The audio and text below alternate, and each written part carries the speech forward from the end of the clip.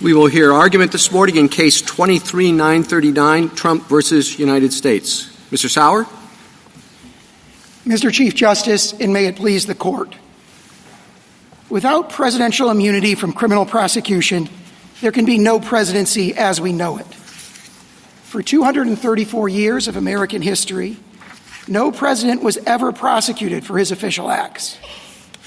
The framers of our Constitution viewed an energetic executive as essential to securing liberty. If a president can be charged, put on trial, and imprisoned for his most controversial decisions as soon as he leaves office, that looming threat will distort the president's decision-making precisely when bold and fearless action is most needed. Every current president will face de facto blackmail and extortion by his political rivals while he is still in office. The implications of the court's decision here extend far beyond the facts of this case. Could President George W. Bush have been sent to prison for obstructing an official proceeding or allegedly lying to Congress to induce war in Iraq? Could President Obama be charged with murder for killing U.S. citizens abroad by drone strike? Could President Biden someday be charged with unlawfully inducing immigrants to enter the country illegally for his border policies? The answer to all these questions is no. Prosecuting the president for his official acts is an innovation with no foothold in history or tradition and incompatible with our constitutional structure. The original meaning of the executive vesting clause, the framers' understanding and intent, an unbroken historical tradition spanning 200 years, and policy considerations rooted in the separation of powers all counsel against it. I welcome the court's questions. Mr. Sauer, to your last point, could you be more precise as to the source of this immunity? The source of the immunity is principally rooted in the executive vesting clause of Article 2, Section 1. And how does that happen? The source of it, Justice Thomas, I think is, as you described in your separate opinion in Civitofsky, for example, that the executive vesting clause does not include only executive powers laid out explicitly therein, but encompasses all the powers that were originally understood to be included therein. And Marbury against Madison itself provides strong evidence this kind of immunity, a broad principle of immunity that protects the president's official acts from scrutiny, direct sitting in judgment, so to speak, of the Article 3 courts. That matches the original understanding of the executive vesting clause. How exactly would we determine what an official act is? I point the court to two cases for that. Obviously, Fitzgerald against Nixon is the best guidance that the court gives, where the court adopted the outer perimeter test. And this court engaged in analysis there that's very instructive here, where it looked at the level of specificity at which the acts are described. In that case, a civil case. Here it would be the indictment. Well, what if you have, let's say, the official act is appointing ambassadors, and the president appoints a particular individual to a country, but it's in exchange for a bribe. Somebody says, I'll give you $1 million if I'm made the ambassador to whatever. How do you analyze that? That, I think, would fall under this court's discussion in Brewster, where the court held, with respect to legislative acts, that bribery is not an official act, which also matches the common law background. So the way that this court in Brewster kind of sliced at the joint was to say accepting the bribe and the agreement to sex the bribe are not official acts. That's private conduct. Okay, subsequent appointment would be essentially an unrestrictable power of this court that Congress couldn't directly regulate. It's not, accepting the bribe isn't an official act, but appointing an ambassador is certainly within the official responsibilities of the president. So how does your official acts or the official acts boundary come into play when it's going to be official, assuming that the president is innocent? But the whole question is whether he's going to be found innocent or guilty. Again, I think Brewster and Johnson do address that, or very persuasively at least, in a slightly different context. Brewster and Johnson say the indictment has to be expunged of all the immune official acts. So there has to be determination what's official, what's not official. Well, you expunge the official. You say, okay, we're prosecuting you because you accepted $1 million. They're supposed to not say what it's for, because the what's for part is within the president's official duties? There has to be, we would say, independent source of evidence for that. And keep in mind that this indictment charges what this court has described as unrestrictable powers of the president. So the logical premise of this indictment is that Congress, by passing vague and general criminal statutes, has purported to directly regulate the president's exercise of things like the exercise of the appointment and removal power, things like his ability to speak directly to the American public, core exercises of his authority under the Recommendations Clause to recommend to Congress, members of Congress, the measures he thinks necessary and expedient. So you have an indictment in this case that goes right to the heartland of the president's powers, that alleges a whole series of official acts and tries to tie them together by saying, well, there's a private aim or a private purpose in that case, and that's a situation which, of course, could be alleged in virtually any indictment. Counsel, it can be alleged, but it has to be proven. Malum in se is a concept long viewed as appropriate in law, that there's some things that are so fundamentally evil that they have to be protected against. Now, I think, and your answer below, I'm going to give you a chance to say if you stay by it. If the president decides that his rival is a corrupt person and he orders the military or orders someone to assassinate him, is that within his official acts that for which he can get immunity? It would depend on the hypothetical, but we can see that could well be an official act. It could, and why? Because he's doing it for personal reasons. He's not doing it like President Obama is alleged to have done it, to protect the country from a terrorist. He's doing it for personal gain. And isn't that the nature of the allegations here? That he's not doing these acts in furtherance of an official responsibility. He's doing it for personal gain. I agree with that characterization of the indictment, and that confirms immunity, because the characterization is that there's a series of official acts that were done for an unlawful. No, because immunity says even if you did it for personal gain, we won't hold you responsible. How could that be? That's an extremely strong doctrine in this court's case law in cases like Fitzgerald. Well, we go Harlan, back Johnson, to Justice Thomas's question, which was, where does that come from? There are amici here who tell us that the founders actually talked about whether to grant immunity to the president. And in fact, they had state constitutions that granted some criminal immunity to governors. And yet, they didn't take it up. Instead, they pass an impeachment clause that basically says you can't remove the president from office except by a trial in the Senate, but you can impeach him after. Or you can impose criminal liability.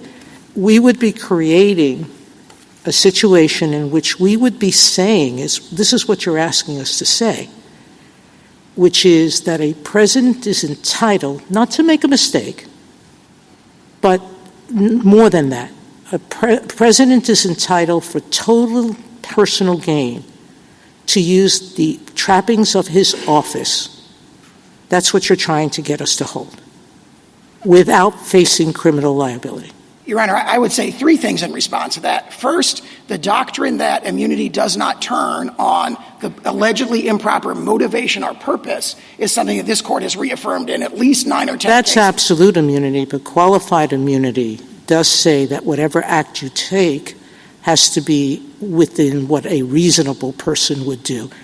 I'm having a hard time thinking that creating false documents, that submitting false documents, that ordering the assassination of a rival, that accepting a bribe, and countless other laws that could be broken for personal gain, that anyone would say that it would be reasonable for a president or any public official to do that. Your Honor, as this court said very persuasively in Fitzgerald, the allegation that this particular act would be done for an unlawful purpose or was unlawful could be made in every case. And therefore, if that were the doctrine, that the allegation of improper purpose is what deprives the objective acts of their immunity, then the immunity would have no purchase. And that's reflected in many of the other court's cases. Isn't the work, though, of the improper motive, at least in the absolute immunity context, to tell us what are official acts and what are not? I mean, I'd understood that even in the first of all, your ask is absolute immunity, isn't it? That's our principal position. That's your position is you want the same kind of doctrine that we've applied in other contexts when we say an official has absolute immunity. And my understanding is that when we say that, we mean for their official acts. Is that right? Yes. Okay. So any official acts, so then in that world, the real decision-making from the court standpoint is whether or not something is an official act or not, correct? That is an important determination by all means. I mean, that's the determination in the absolute immunity world, because if you determine that it's an official act, then the principle is that you get immunity for it, correct? That is correct. All right. So my question, and I think the Chief Justice may have asked this at the beginning, is how do you determine what, or maybe Justice Thomas, how do you determine what is an official act? And when we're talking about the kinds of scenarios that Justice Sotomayor brought up, one could say that when the president is using the trappings of his office to achieve a personal gain, then he's actually not acting officially, even if the doctrine was absolute immunity. So what do you say about that? Two things in response to that. First, to the last point, that allegation that this was really motivated by an improper private purpose could be made in every single case. No, I understand that, but it would have to be made. I'm just trying to assess. Even if we had the doctrine of absolute immunity, that same allegation and the facts related to it would come in because the person would be arguing that he was not acting in his official capacity. He wasn't doing something official. He was doing it personal, correct? I agree. The objective, or I'm not sure I agree, but the point I would make in response to that is in Fitzgerald against Nixon, this court emphasized that would result in an intrusive discussion or determination of the president's personal motives for every official act. And again, this is not just in the case of the presidency. All right, can I just ask you another quick question before my colleagues take it over here? At the beginning of your analysis, when you were giving your opening statement, you were talking about you suggested that the lack of immunity and the possibility of prosecution in the presidential context is like an innovation. And I understood it to be the status quo. I mean, I understood that every president from the beginning of time, essentially, has understood that there was a threat of prosecution, if for no other reason than the Constitution suggests that they can be prosecuted after impeachment. The Office of Legal Counsel has said forever that presidents are amenable to a threat of prosecution, and they have continued to function and do their jobs and do all the things that presidents do. So it seems to me that you are asking now for a change in what the law is related to immunity. I would quote from what Benjamin Franklin said at the Constitutional Convention, which I think reflects best the founders' original understanding and intent here, which is at the Constitutional Convention, Benjamin Franklin said, "History provides one example only of a chief magistrate who was subject to public justice, criminal prosecution, and everybody cried out against that." No, I understand, but since Benjamin Franklin, everybody has thought, including the presidents who've held the office, that they were taking this office subject to potential criminal prosecution, no? I don't. I see the opposite. I see all the evidence going the other way. Marbury against Madison, Mississippi against Johnson discussed this broad immunity principle that naturally. So what was up with the pardon? What was up with the pardon for President Nixon? I think that if everybody thought that presidents couldn't be prosecuted, then what was that about? Well, he was under investigation for both private and public conduct at the time, official acts and private conduct. And I think everyone has properly understood that the president, since like President Grant's carriage riding incident, everyone has understood that the president could be prosecuted. Counsel, on that score, there does seem to be some common ground between you and your colleague on the other side, that no man's above the law and that the president can be prosecuted after he leaves office for his private conduct. Is that right? We agree with that. And then the question becomes, as we've been exploring here today, a little bit about how to segregate private from official conduct that may or may not enjoy some immunity. And I'm sure we're going to spend a lot of time exploring that.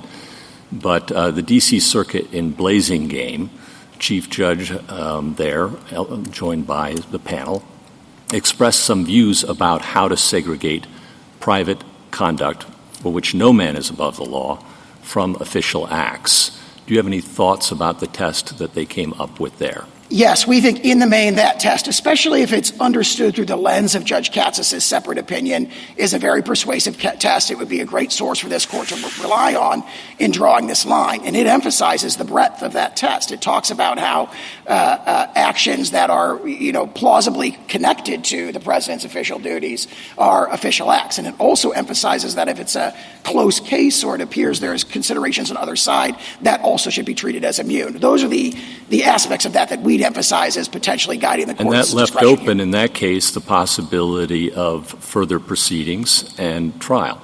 Exactly right. And that would be a very natural course for this court to take in this place. The court can and should reverse the categorical holding of the D.C. Circuit that there's no such thing as official acts, especially when it comes to... But you'd agree further proceedings would be required. That is correct. There would have to be, and I would point the court to Anderson against Creighton, where the court said there'd be kind of two stages of these further proceedings. There's looking at the indictment itself, or in that case it was a complaint, but look at the charging document itself and see whether on the face of it this is alleging official acts, and if not, or it can't be determined, then there'd be a factual proceeding. And all that under Mitchell against Forsyth and so forth would have to occur before any other proceedings in the district. Counsel, Mr. Sauer, go ahead.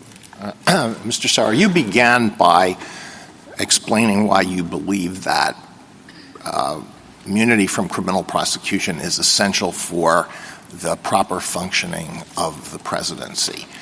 But my question is whether the very robust form of immunity that you're advocating is really necessary in order to achieve that result. So just to take one possible alternative, suppose the rule were that a former president cannot be prosecuted for official acts unless no plausible justification could be imagined for what the president did, taking into account history and legal precedent and the information that was provided to the president at the time when the act was taken. Would that be sufficient, or if it is insufficient, why would it be insufficient? That might be a much better rule than what emerged from the lower courts here. We think it would be insufficient because, again, that long line of cases talking about using the president's motives and the intrusive consideration of the president's motives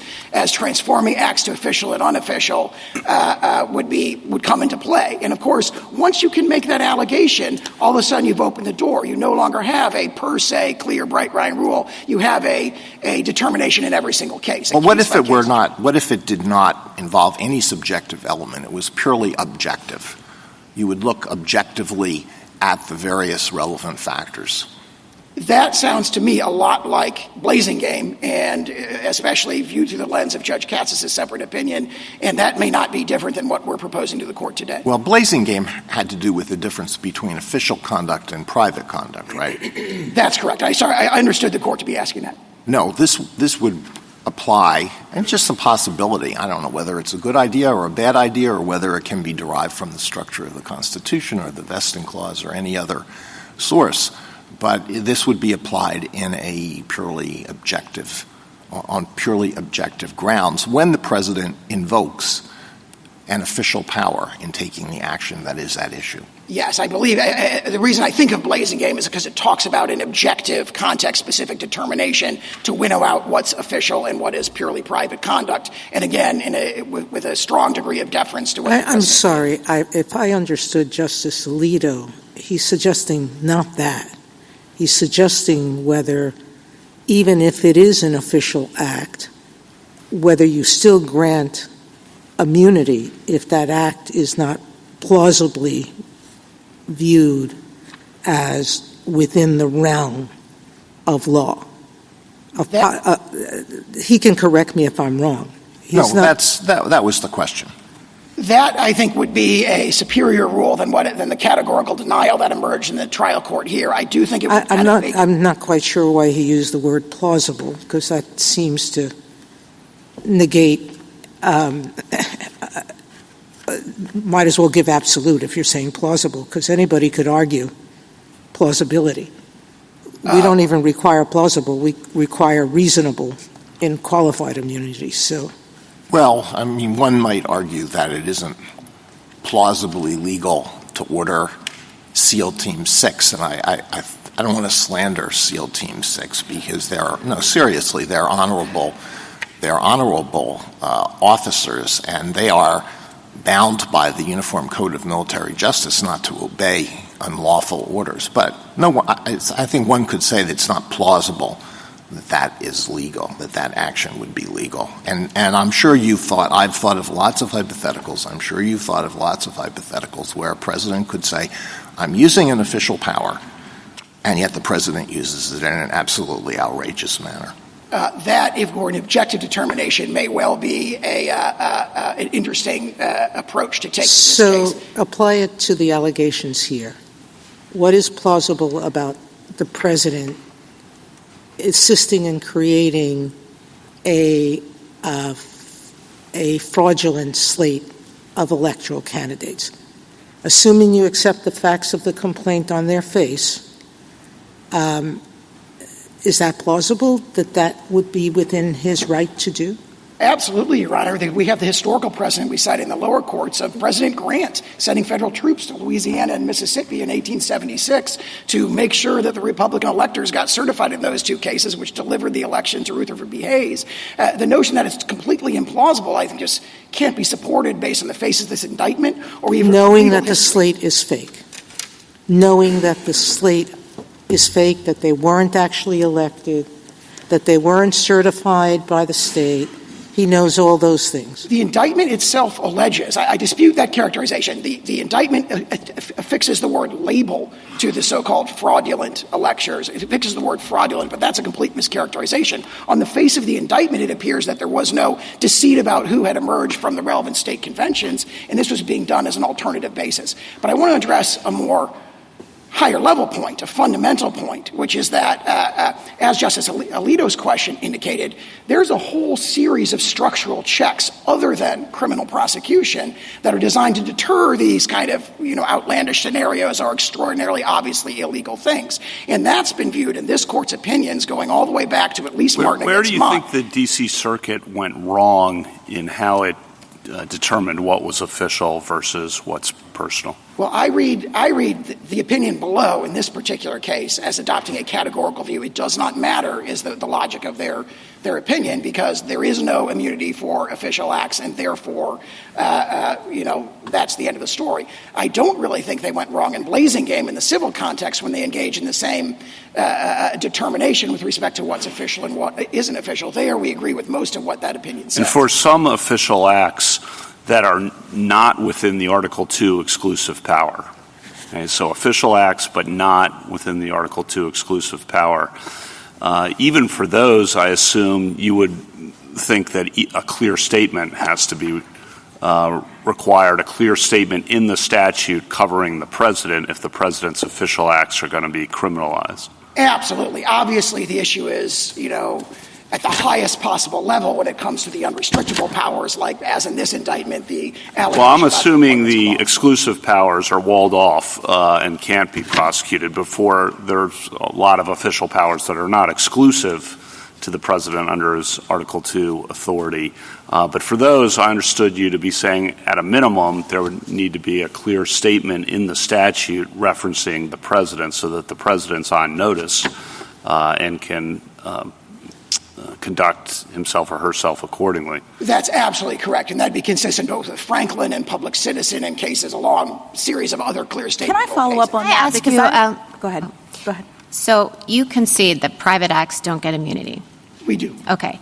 So in the special counsel's brief on pages 46 and 47, he urges us, even if we were to decide or assume that there was some sort of immunity for official acts, that there were sufficient private acts in the indictment for the case to go back and the trial to begin immediately. And I want to know if you agree or disagree about the characterization of these acts as private. Petitioner turned to a private attorney, was willing to spread knowingly false claims of election fraud to spearhead his challenges to the election results. Private? As alleged. I mean, we dispute the allegation, but Of that course. sounds private to me. Sounds private. Petitioner conspired with another private attorney who caused the filing in court of a verification signed by petitioner that contained false allegations to support a challenge. That Private. also sounds private. 3 private actors, 2 attorneys, including those mentioned above, and a political consultant helped implement a plan to submit fraudulent slates of presidential electors to obstruct the certification proceeding, and petitioner and a co-conspirator attorney directed that effort. You read it quickly. I believe that's Yeah. private. I don't want to. So those acts you would not dispute. Those were private, and you wouldn't raise a claim that they were official. As characterized. What we would say, Your Honor, if I may, what we would say is official is things like meeting with the Department of Justice to deliberate about who's going to be the acting Attorney General of the United States. Sure. Communicating with the American public. Communicating with Congress about matters of enormous federal concern. Thank you.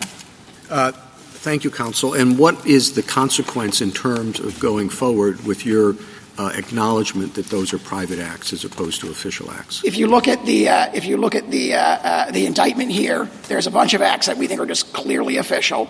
There may be allegations that mostly relate to what the government has described here as private aim or private end, and the court should remand or address itself, but remand for a Brewster-like determination, which is what's official and what's private. The official stuff has to be expunged completely from the indictment before the case can go forward, and there has to be a determination, at least on remand, of what's official, a 2-stage determination of what's official and what's private. Well, if you expunge the official part from the indictment, how do you – I mean, that's like a one-legged stool, right? I mean, giving somebody money isn't bribery unless you get something in exchange. And if what you get in exchange is to become the ambassador to a particular country, that is official, the appointment. It's within the president's prerogatives. The unofficial part is I'm going to get $1 million for it. So if you say you have to expunge the official part, how does that go forward?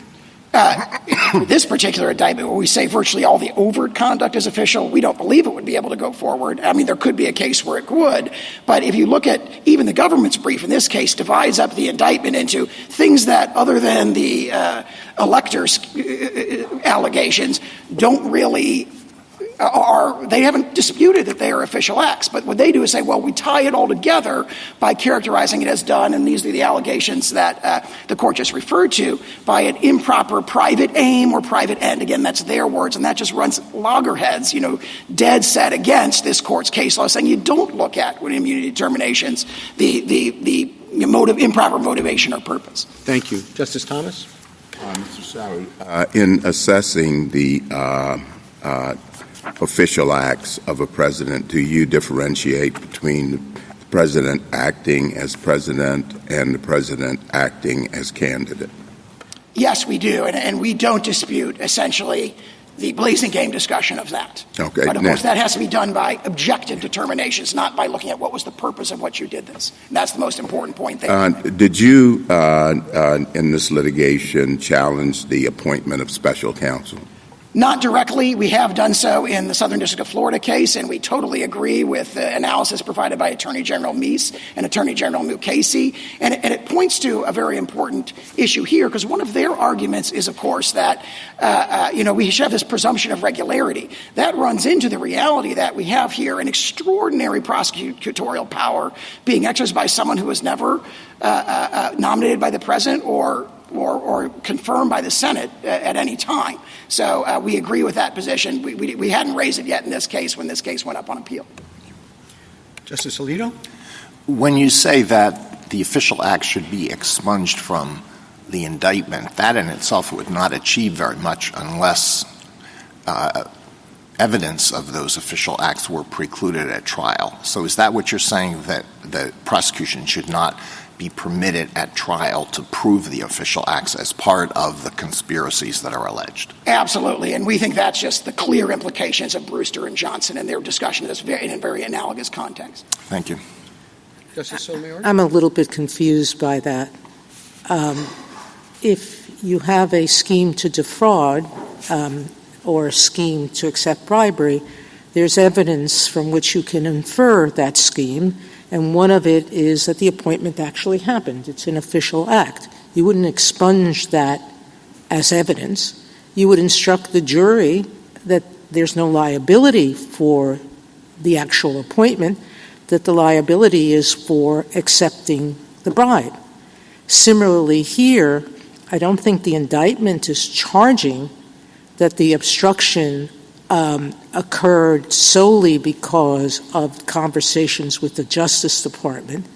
They're saying you look at all of the private acts and you look in the context of some of the public acts, and you can infer the intent, the private intent from them. So I'm not sure that I understand why your problems couldn't be taken care of at trial with an instruction, if the court were to find, I'm not even sure how they could, but if it were to find that some public acts could not be the basis of criminal liability. I think the best thing I can say to that is, and I think this ties into the Chief Justice's question about a one-legged stool, Brewster and Johnson and subsequent cases like Heltowski versus Meaner essentially say that this is a one-legged stool problem. It will be difficult for some of these prosecutions to proceed, and that is the implications of official immunity, which is dictated in the Constitution here by the Executive Vesting Clause. Justice Kagan? Can I continue on in Justice Barrett's vein a little bit and ask you about some of the allegations of the indictment and whether they're official acts or not in your view?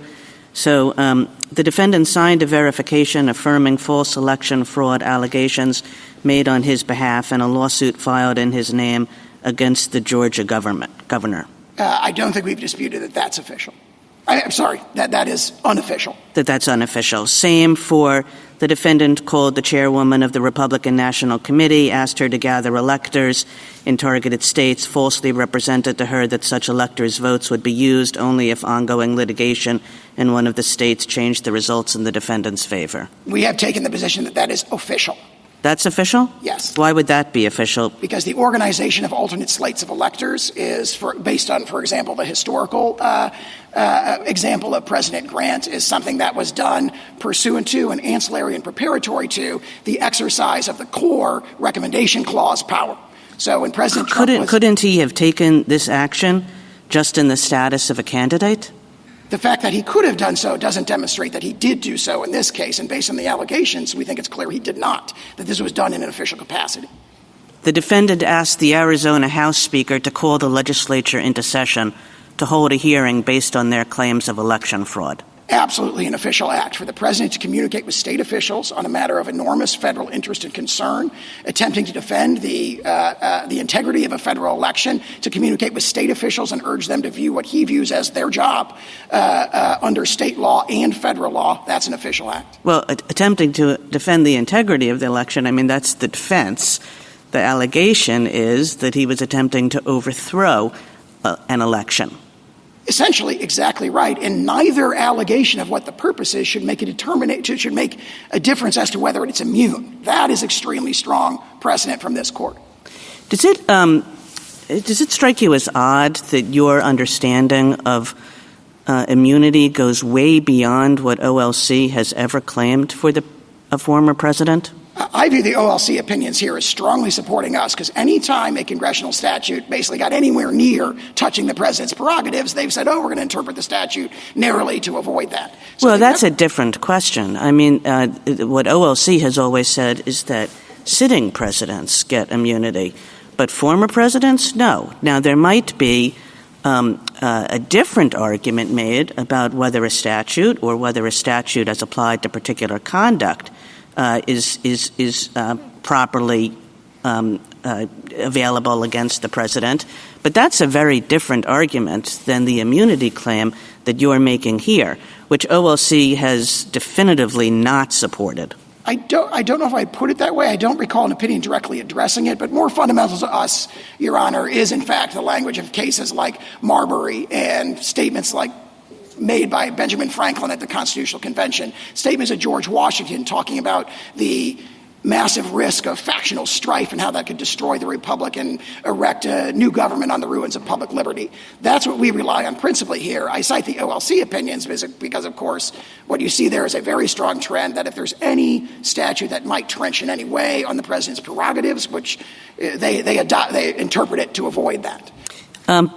If a president sells nuclear secrets to a foreign adversary, is that immune? That sounds like, similar to the bribery example, likely not immune. Now, if it's structured as an official act, he would have to be impeached and convicted first before. What does that mean if it's structured as an official act? Well, I don't know in the hypothetical whether or not that would be an official act. You'd probably have to have more details to apply the Blazing Game analysis or even the Fitzgerald analysis that we've been talking about.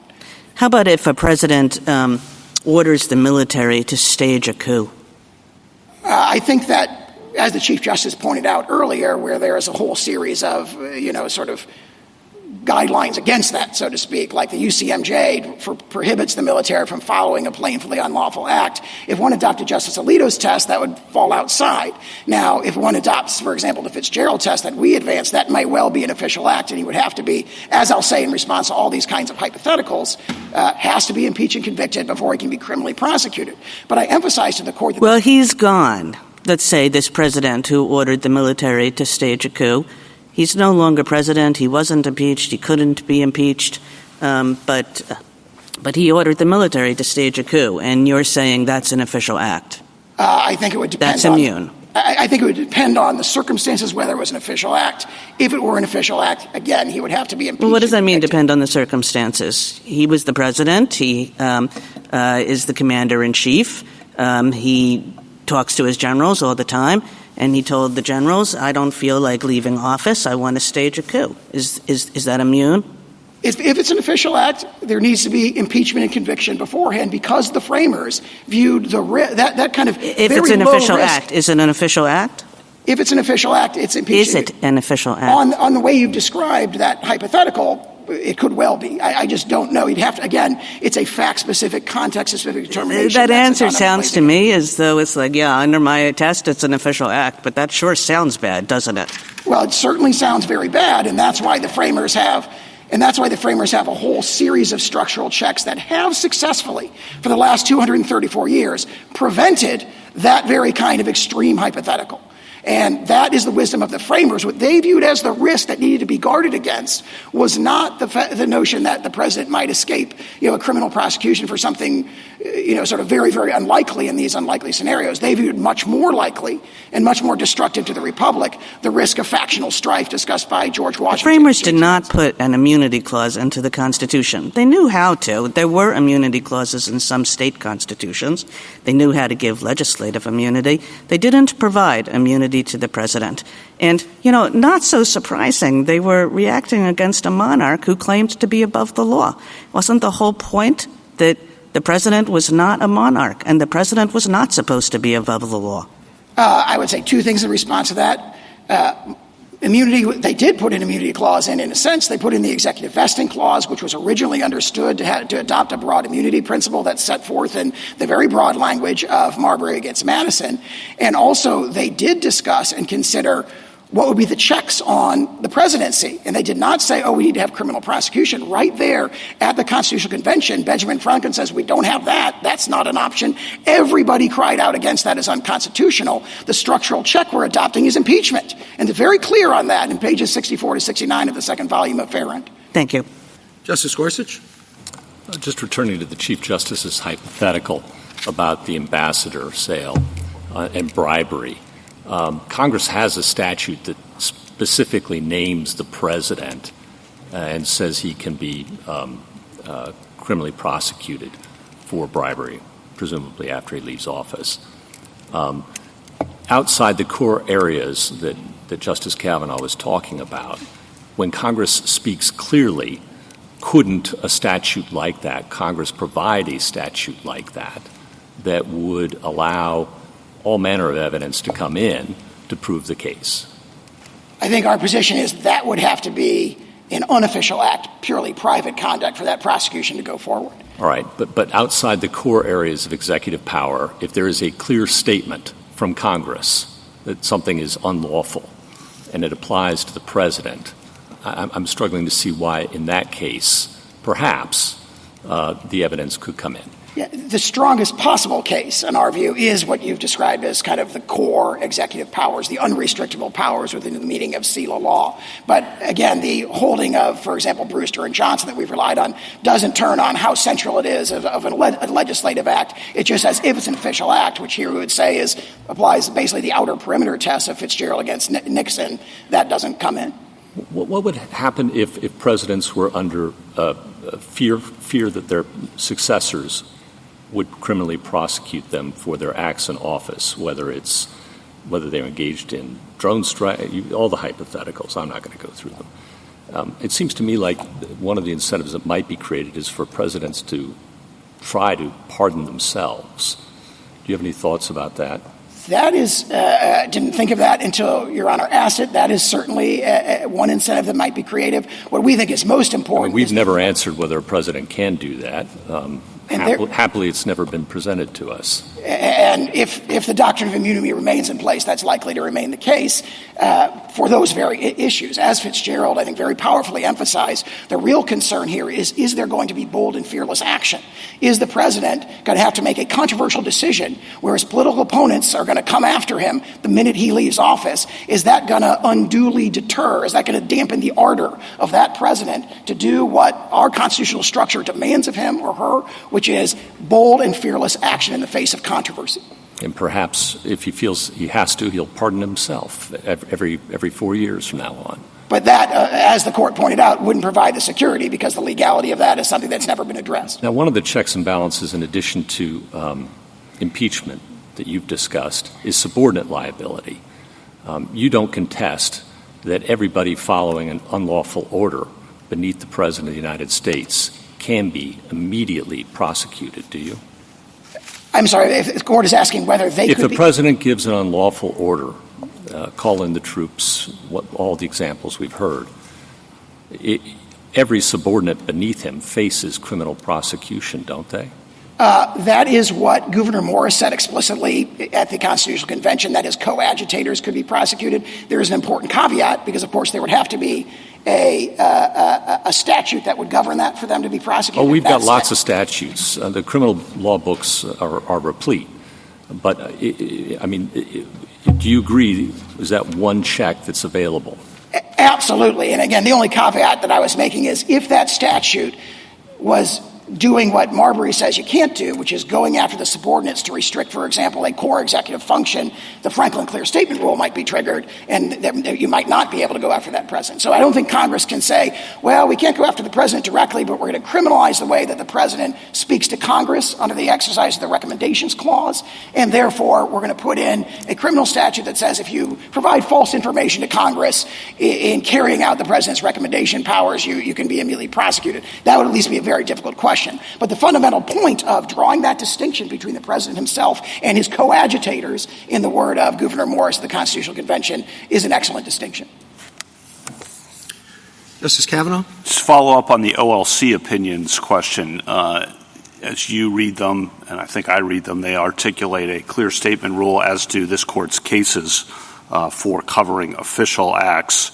And your point, I think, but I just want to underscore this, is that none of the statutes alleged here or cited here have a clear statement covering the president, therefore meaning that the president can't be charged for any official acts under these statutes. That's absolutely correct. They're extended way beyond. I mean, that's separate from the question what's official versus what's personal. But for that bucket that is official, there's no clear statement, period. That's right. And as to purely private conduct, we don't think the clear statement rule would be invoked. But as to official acts, these statutes, the ones charged in the indictment, are just way far afield from purporting to criminalize in clear terms the president's official acts. And then, just to clarify this, the president's not above the law, the president's not a king. The founders thought that.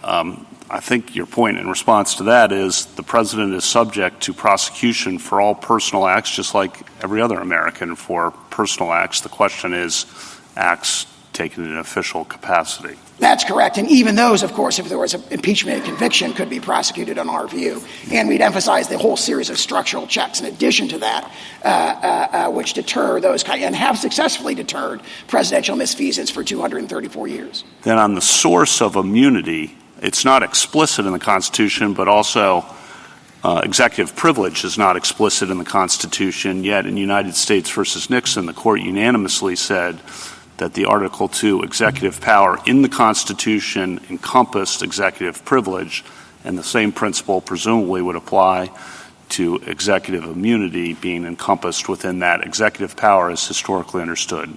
That's absolutely correct, and there's a very telling passage in Free Enterprise Fund where this court talked about how there's a letter from James Madison to Thomas Jefferson at the time of the founding where Madison said, hey, as to the removal power, they did not expressly take this away, so the 1789 Congress understood that it was left in place. So if the original understanding of the executive vesting clause is broad enough to encompass that, it would have to be expressly taken away, which is the opposite of the presumption that they're advancing here. And then lastly, I think you've acknowledged in response to others' questions that some of the acts in the indictment are private, and your view is that some are official. Is it your position then that analysis of which is which should be undertaken in the first instance by the D.C. Circuit or the district court? Most likely the district court under the logic of Anderson. Thank you. Justice Barrett? So, Mr. Sauer, you've argued that the impeachment clause suggests or requires impeachment to be a gateway to criminal prosecution, right?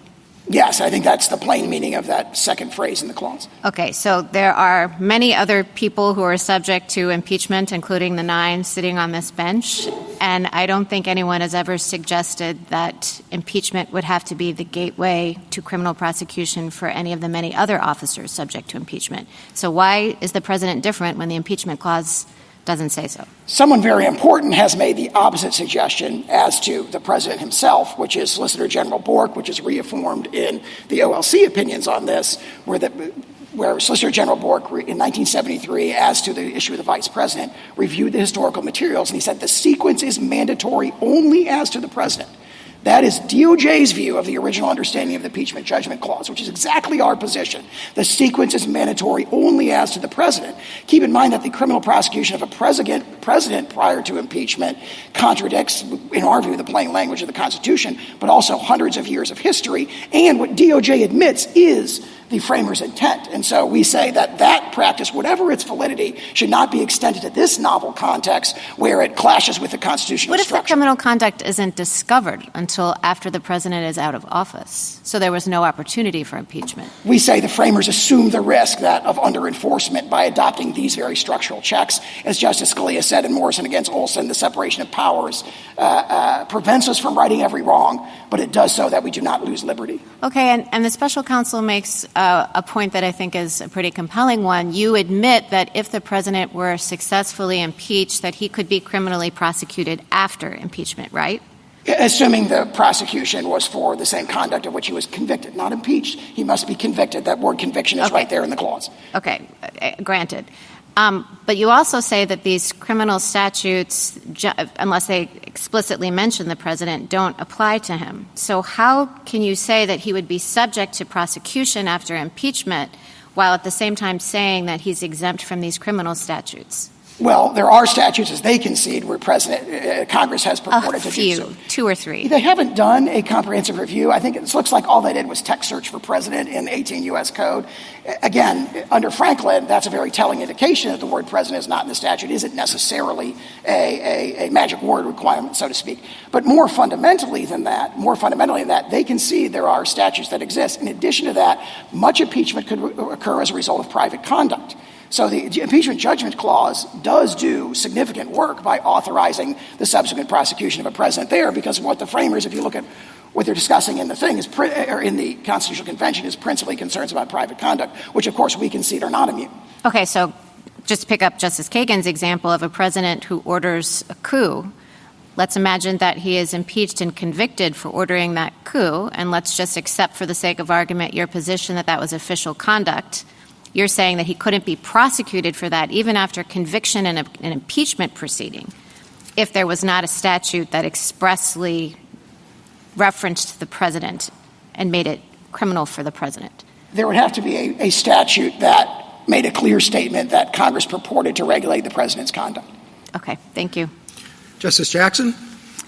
So I think I now understand better your position.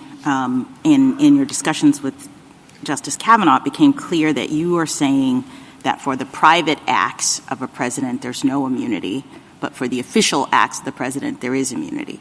Is that your position? I agree with that. All right. So one thing that occurs to me is that this sort of difficult line drawing problem that we're having with all of these hypotheticals, is this a private act or a public act, is being necessitated by that assumption. Because, of course, if official acts didn't get absolute immunity, then it wouldn't matter. We wouldn't have to identify which are private and which are public, correct? That, in fact, is the approach of the D.C. Circuit. There's no determination that needs to be made. Right, but I'm just making, so to the extent we're worried about, like, how do we figure out whether it's private or public, we have to understand that we're only doing that because of an underlying assumption that the public acts get immunity. So let me explore that assumption. Why is it, as a matter of theory, and I'm hoping you can sort of zoom way out here, that the president would not be required to follow the law when he is performing his official acts? Everyone else, there are lots of folks who have very high-powered jobs, who make a lot of consequential decisions, and they do so against the backdrop of potential criminal prosecution if they should break the law in that capacity. And we understand and we know, as a matter of fact, that the President of the United States has the best lawyers in the world.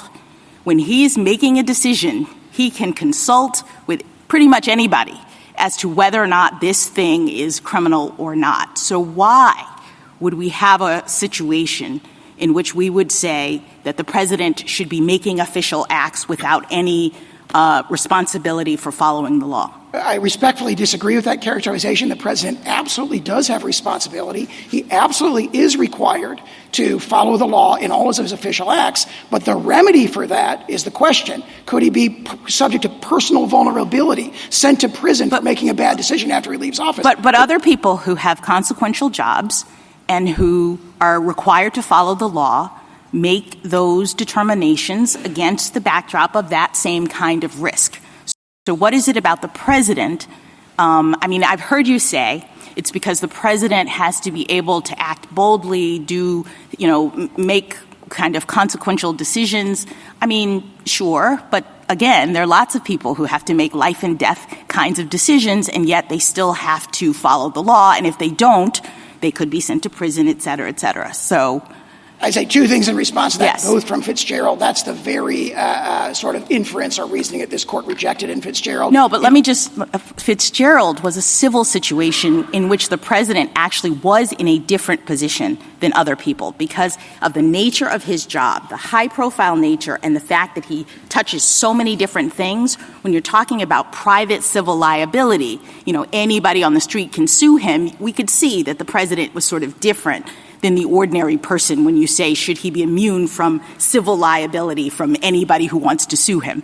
But when we're talking about criminal liability, I don't understand how the president stands in any different position with respect to the need to follow the law as he is doing his job than anyone else. He is required to follow the law. And what But he's not if there's no criminal prosecution. If there's no threat of criminal prosecution, what prevents the president from just doing whatever he wants? All the structural checks that are identified in Fitzgerald and a whole series of this court's cases that go back to Martin against Mott, for example, impeachment, oversight by Congress, public oversight. There's a long series of them. Fitzgerald directly addresses this in the civil context, and we think that language naturally ports to the I'm not sure context. that's much of a backstop. And what I'm, I guess, more worried about, you seem to be worried about the president being chilled.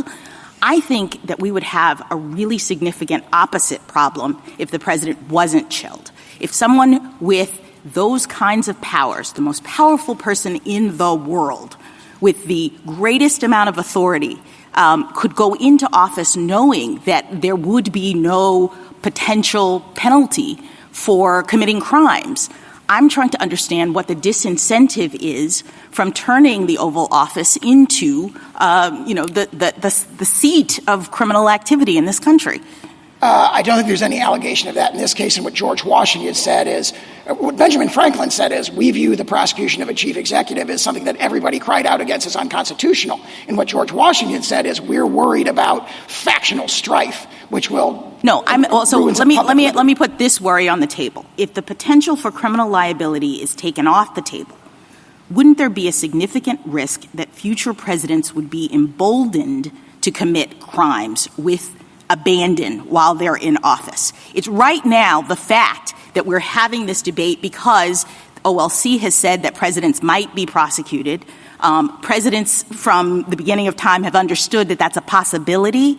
That might be what has kept this office from turning into the kind of crime center that I'm envisioning. But once we say, no criminal liability, Mr. President, you can do whatever you want, I'm worried that we would have a worse problem than the problem of the president feeling constrained to follow the law while he's in office. I respectfully disagree with that because the regime you've described is the regime we've operated under for 234 years. There has not been an expectation based on 234 years of unbroken political. All right, let me ask you another question. Let me ask you another question about this clear statement line of questioning. First of all, I didn't see you argue that below. I don't know. I understand that you have that set of in your briefs here, but did you argue before the D.C. Circuit something about a clear statement with respect to statutes? Yes. In our separately filed motion to dismiss based on statutory grounds, we extensively argued not just this clear statement rule, but a whole panel. Right, but that's not the question presented in this case. The question presented in this case comes out of your motion for immunity. So to bring in now an argument that you didn't raise below, it seems to me you forfeited it, no? I believe it's fairly included within the question presented, especially because the court expanded the question presented from what either of the parties submitted to but not to statutory interpretation. I mean, that argument goes to statutory avoidance, constitutional avoidance, statutory interpretation. You asked for immunity, which is a totally different thing. I think they're very closely related logically. The question is does immunity exist and to what extent does it? And the argument is immunity at least exists to the extent that it raises a grave constitutional question, and that triggers the clear statement rule. That's a really tight logical relationship. But that's totally circular. You use that argument to avoid constitutional questions. You are asking us a constitutional question here. So it doesn't even make sense to talk about clear statement in rule the way that it's come up in the context of an immunity question. But let me ask you this about it. I had one more question. So what is the argument that the President of the United States, who you say is bound by the law, is not on notice that he has to do his job consistent with the law? I mean, to the extent that the clear statement rule comes in at all, it's about the person not being on notice. So I guess I don't understand why Congress in every criminal statute would have to say, and the President is included. I thought that was the sort of background understanding that if they're enacting a generally applicable criminal statute, it applies to the President just like everyone else. So what is the clear statement that would have to be made in this context? Under Franklin and under Public Citizen, Congress has to speak clearly before it interferes with the president's powers, and we have here an indictment that seeks to criminalize objective conduct that falls within the heartland of core executive authority. Thank you. Thank you, counsel. Mr. Dreeben? Mr. Chief Justice, and may it please the Court. This Court has never recognized absolute criminal immunity for any public official.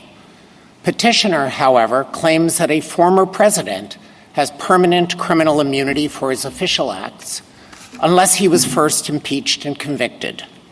His novel theory would immunize former presidents for criminal liability for bribery, treason, sedition, murder, and here conspiring to use fraud to overturn the results of an election and perpetuate himself in power. Such presidential immunity has no foundation in the Constitution.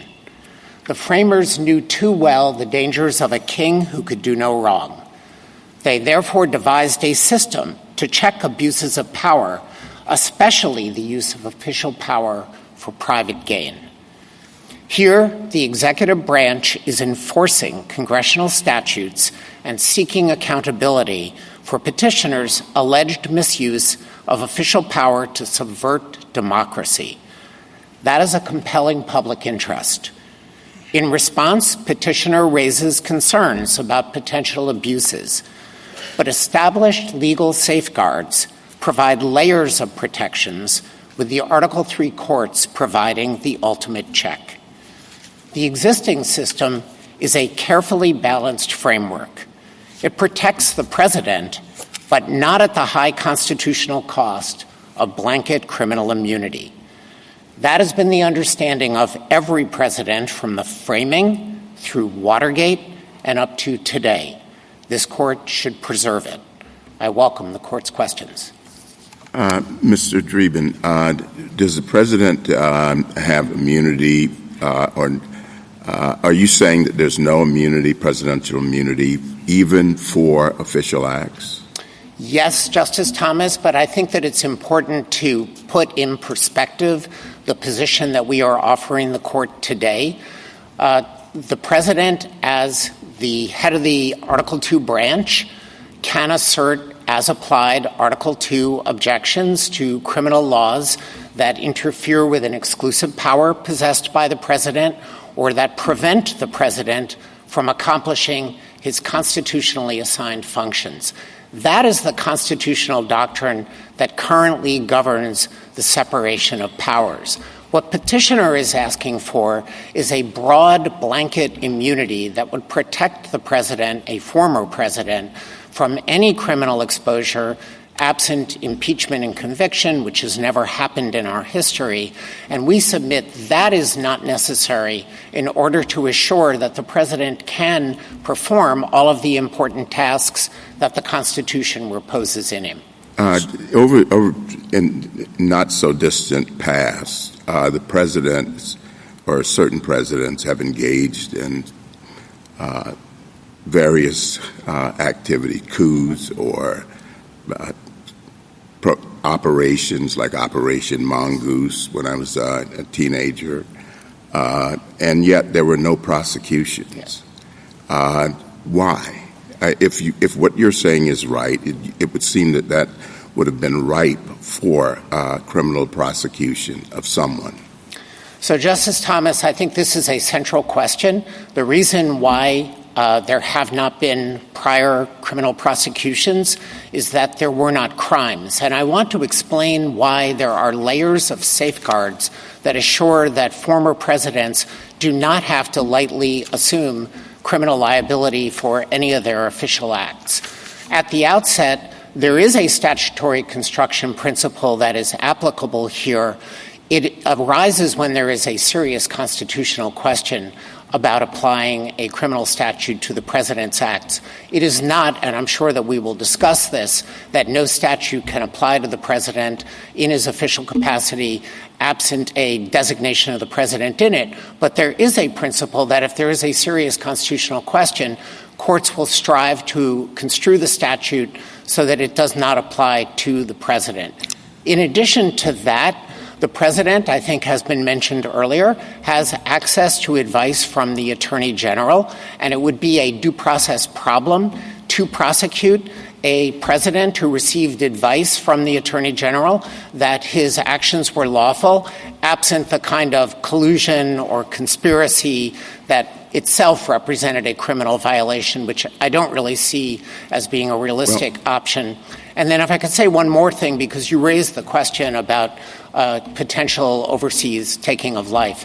And the Office of Legal Counsel has addressed this quite specifically. There is a background principle of criminal law called the public authority exception to liability, and it is read into federal law unless Congress takes specific action to oust it, which it never has done as far as I am aware.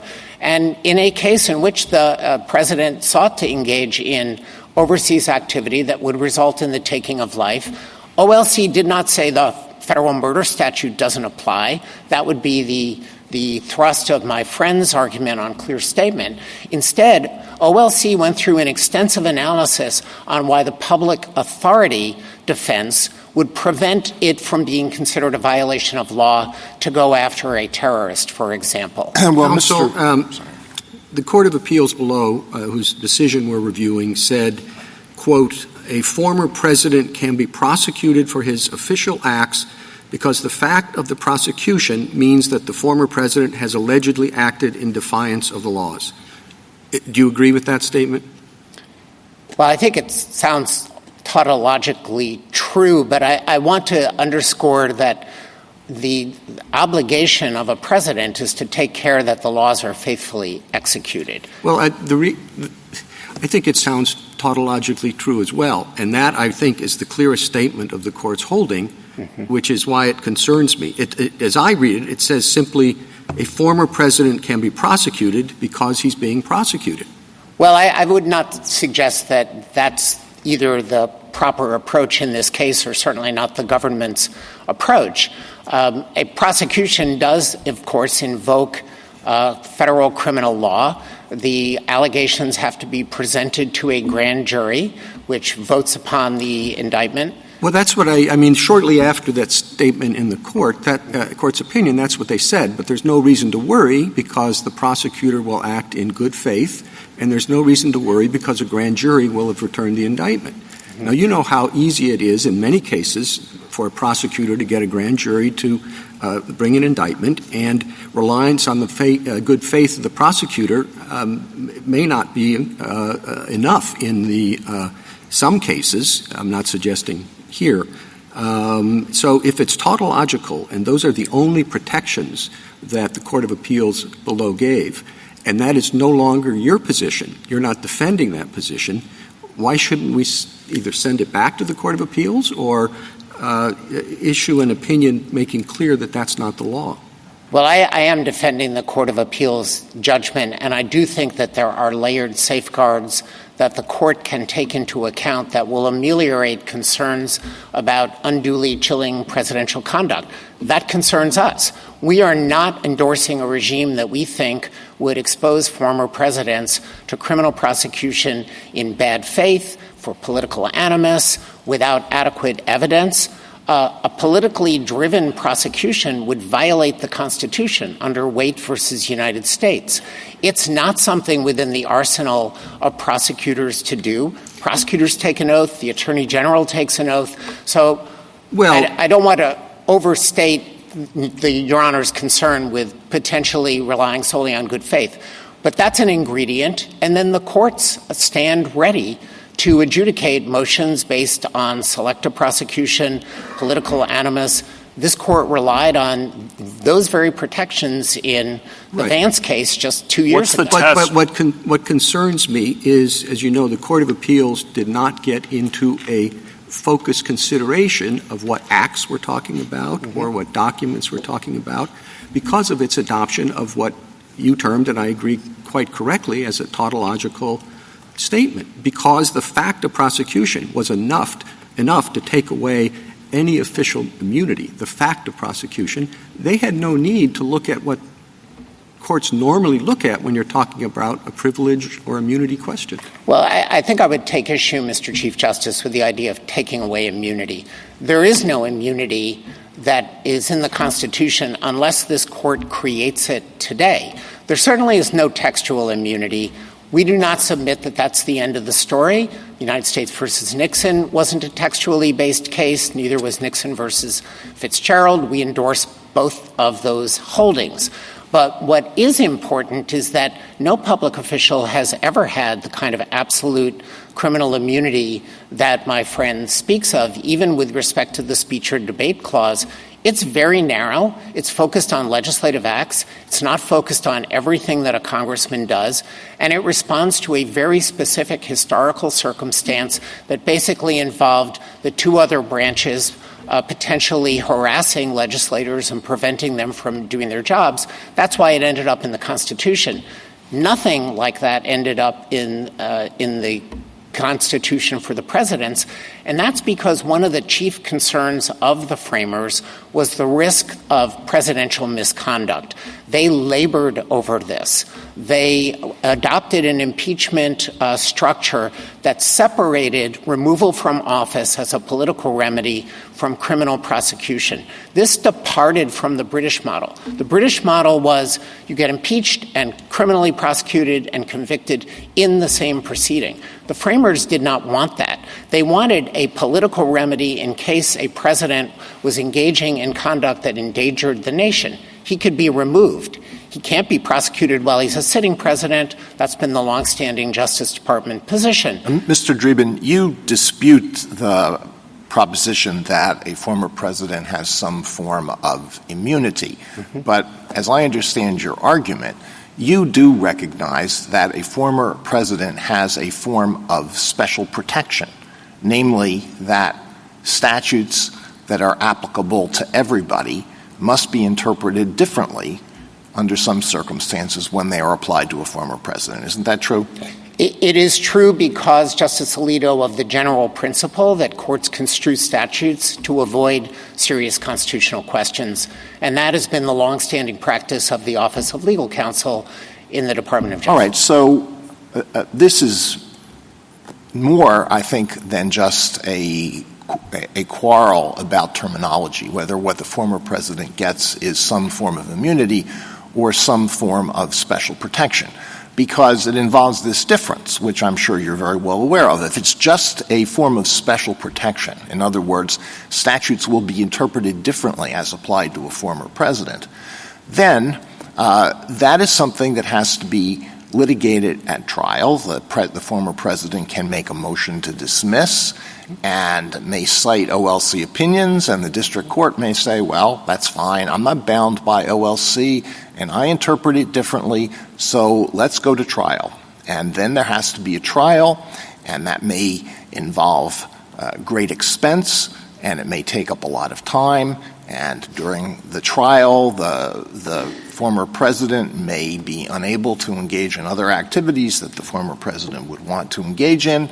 And then the outcome is dependent on the jury, the instructions to the jury, and how the jury returns a verdict, and then it has to be taken up on appeal. So the protection is greatly diluted if you take the form, if it takes the form that you have proposed. Now, why is that better? It's better because it's more balanced. The blanket immunity that petitioner is arguing for just means that criminal prosecution is off the table unless he says that impeachment and conviction have occurred.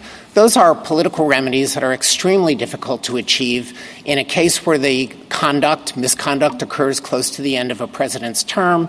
Congress is unlikely to crank up the machinery to do it, and if the impeachment trial has to occur after the president has left office, there's an open question about whether that can happen at all. So you're arguing against most far-reaching aspects of Mr. Sauer's argument, right? That is correct, and let me turn then to why. Well, what about, to unpack it a little more, do you agree that there are some aspects of Article II presidential power that are exclusive and that Congress cannot regulate and therefore cannot criminalize? Absolutely. Okay.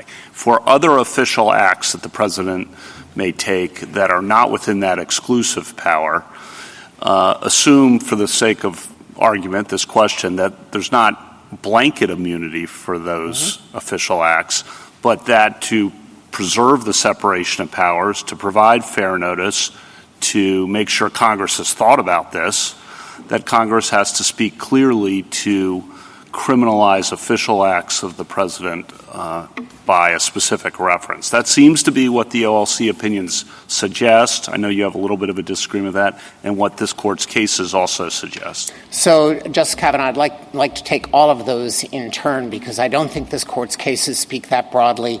I definitely don't think that the Office of Legal Counsel opinions stand for this broad proposition that unless the president is specifically named, he's not in the statute. And I don't think that that's necessary in order to afford adequate protection for the president's valid Article II functions. Well, you said unless, sorry to interrupt, but I want to just get this out and you can incorporate it in the answer. You said unless there's a serious constitutional question. Correct. Well, it's a serious constitutional question whether a statute can be applied to the president's official acts. So wouldn't you always interpret the statute not to apply to the president, even under your formulation, unless Congress had spoken with some clarity? I don't think across the board that a serious constitutional question exists on applying any criminal statute to the president. The problem is the vague obstruction and 371, conspiracy to defraud the United States, can be used against a lot of presidential activities historically with a creative prosecutor who wants to go after a president. Well, let me try to backtrack a little bit. That's what we're talking about historically, is the risk and going forward, the risk. So you can take all of that. I think that the question about the risk is very serious, and obviously it is a question that this court has to evaluate. For the executive branch, our view is that there is a balanced protection that better serves the interest of the Constitution, that incorporates both accountability and protection for the president. And I want to go through the protections that do exist, but perhaps it's worth returning at the outset to the statutory construction question that you raised. The Office of Legal Counsel has said the offense of bribery, of course, applies to the president. It does not name the president. Justice Gorsuch, Section 201 does not specifically name the president. I would assume that's personal. So, I think that that's what Brewster said. Bribery statute 607 says the president. I've got it in front of me, and so there is that. Well, let me just back up, though, just a second to what was a quick exchange with Justice Kavanaugh that I just want to make sure I understand. Yeah. Did you agree that there are some core functions of the executive that president conduct that Congress cannot criminalize? Yes. Is that a form? I mean, we can call it immunity or you can call it they can't do it, but what's the difference? We call it an as-applied Article 2 challenge. Okay. Can we call it immunity just for shorthand's sake? So I think we are kind of narrowing the ground of dispute here. It seems to me there is some area you concede that an official acts that Congress cannot criminalize. And now we're just talking about the scope. Well, I don't think it's a just, but I think it's a very significant gap between any official act and the small core of exclusive official acts. I got that, but I want to explore that, okay? So, for example, let's say a president leads a mostly peaceful protest sit-in in front of Congress because he objects to a piece of legislation that's going through. Mm-hmm. And it, in fact, delays the proceedings in Congress. Now, under 1512c2, that might be corruptly impeding an official proceeding. Is that core and therefore immunized, or whatever euphemism you want to use for that? Or is that not core and therefore prosecutable? Without a clear statement that applies to the president. It's not core. The core kinds of activities that the court has acknowledged are the things that I would run through the Youngstown analysis. And it's a pretty small set, but things like the pardon power, the power to recognize foreign nations, the power to veto legislation, the power to make appointments, these are things that the Constitution specifically allocates to the president. Once you get out... So a president then could be prosecuted for the conduct I described after he leaves office? Probably not, but I want to explain the framework of why I don't think that would be prosecution that would be valid. First, I think you need to run through all of the sort of normal categories of analysis.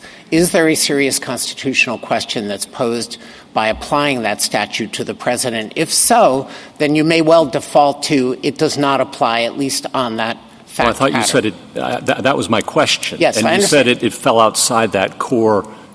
We'll call it immunity for simplicity's sake. Yes, I understand. But there's a separate category. Okay, so why couldn't he be prosecuted for leading a civil rights protest in front of the Capitol that delays a vote on a piece of important legislation? So I think what you need to do is run through all of the very president-specific protective layers of analysis. So one of them is whether the statute would be construed not to apply to his conduct, even if it's not part of that small core of things that Congress can't regulate at all. If it operates to prevent the president from fulfilling his Article 2... he could have given speeches against it. He did. Yes. But he did something more, and it corruptly impeded and sought to influence an official proceeding. Well, so I don't know... we're starting with the layers, I think, of protection, and we're now down through whether the statute would be construed to apply to him. Then there'd be a question of whether— Assume it does. I will assume it. Then there's a question of whether he has the state of mind necessarily to violate it does. Okay. Nobody knows what corrupt intent means. We've been around that tree We will probably already. find out. And maybe it means that he knows that he was doing wrong, is what the government told us. Right. He knows he's doing wrong. He knows he shouldn't be up there blocking a congressman from going Well, let me vote. get to the next layer then, which is that the president does have access to the attorney general to provide legal advice and regularly gets legal advice from the Attorney General on the lawful scope of the president's activities. We could go down two tracks here.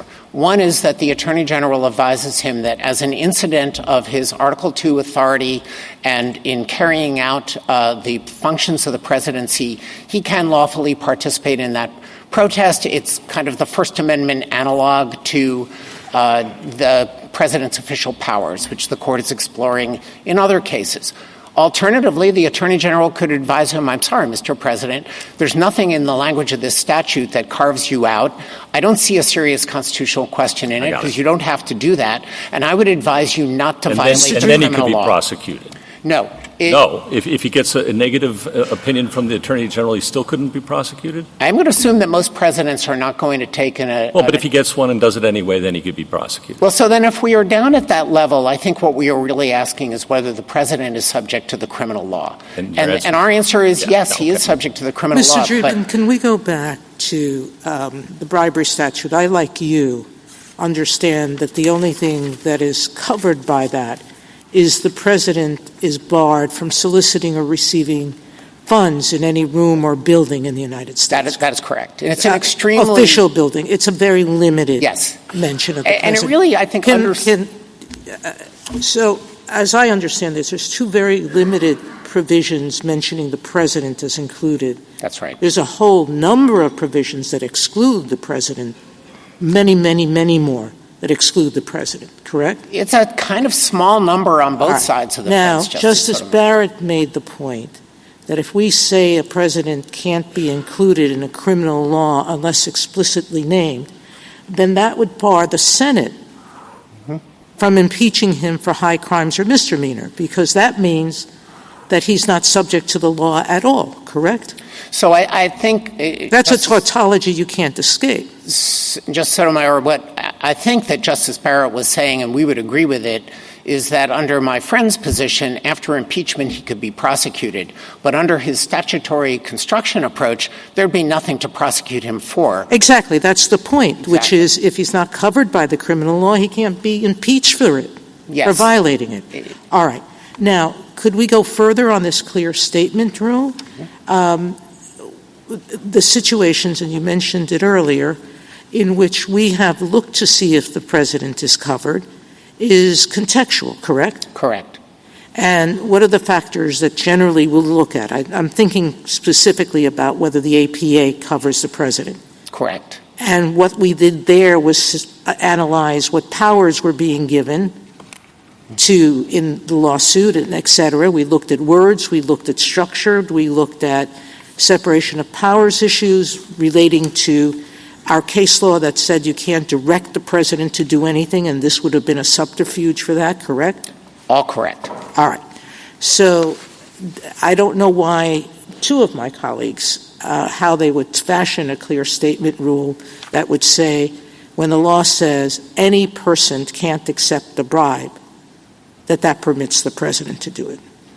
So I agree, Justice Sotomayor, that the way that this court has interpreted statutes that do carve out the president, Justice Kavanaugh asked about this, was very context-specific.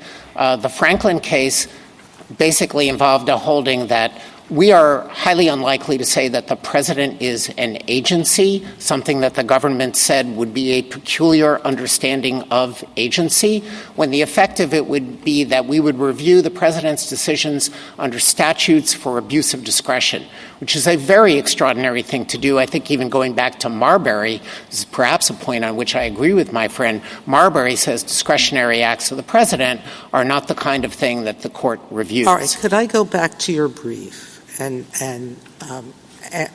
going back to what some of my colleagues have asked you, there appears to be some narrowing principles to the concept that the president is subject to all criminal laws in all situations.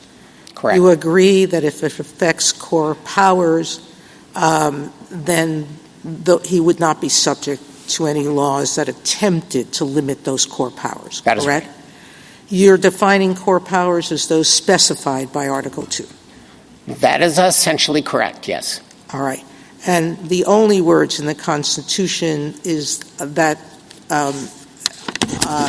that have to do with the president in law is that he shall take care that the law be faithfully executed, correct? That is right. Hard to imagine that a president who breaks the law is faithfully executing the law, correct? He has to execute all of the laws. All right. Well, Mr. Dreeben, do you really – I mean, the presidents have to make a lot of tough decisions about enforcing the law, and they have to make decisions about questions that are unsettled, and they have to make decisions based on the information that's available. Do you really – did I understand you to say, well, you know, if he makes a mistake, he makes a mistake. He's subject to the criminal laws just like anybody else? You don't think he's in a special – a peculiarly precarious position? He's in a special position for a number of reasons. One is that he has access to legal advice about everything that he does. He's under a constitutional obligation he's supposed to be faithful to the laws of the United States and the Constitution of the United States. And making a mistake is not what lands you in a criminal prosecution. There's been some talk about the statutes that are issued in this case. I think they are fairly described as malum in se statutes, engaging in conspiracies to defraud the United States with respect to one of the most important functions, namely the certification of the next president. Well, I don't want to dispute the particular application of 371, conspiracy to defraud the United States, to the particular facts here. But would you not agree that that is a peculiarly open-ended statutory prohibition, in that fraud under that provision, unlike under most other fraud provisions, doesn't require any impairment of a property interest? It's designed to protect the functions of the United States government, and it's difficult to think of a more critical function than the certification of who won the election. Yeah, I'm not, as I said, I'm not discussing the particular facts of this case, but it applies to any fraud that interferes seriously with any government operation, right?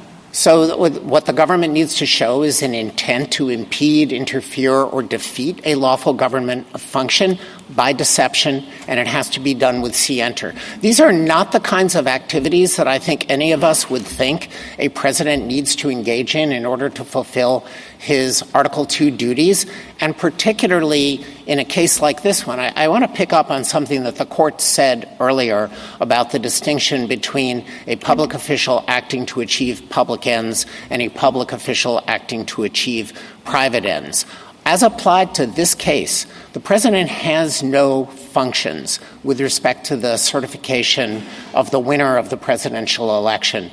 It seems likely that the framers designed the Constitution that way because at the time of the founding, presidents had no two-term limit. They could run again and again, and were expected potentially to want to do that. So the potential for self-interest would explain why the states conduct the elections. They send electors to certify who won those elections and to provide votes, and then Congress in a extraordinary joint session certifies the vote. And the president doesn't have an official role in that proceeding. So it's difficult for me to understand how there could be a serious constitutional question about saying you can't use fraud to defeat that function.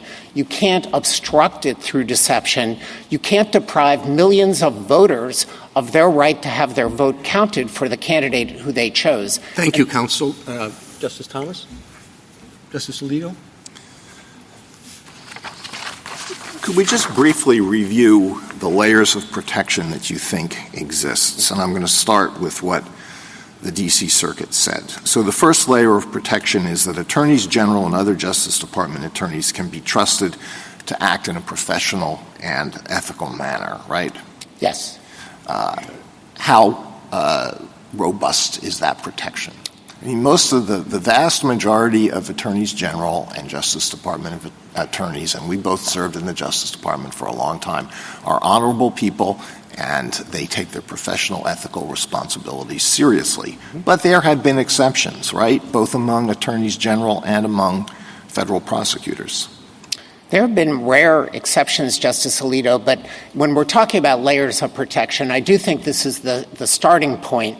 And if the court has concerns about the robustness of it, I would suggest looking at the charges in this case.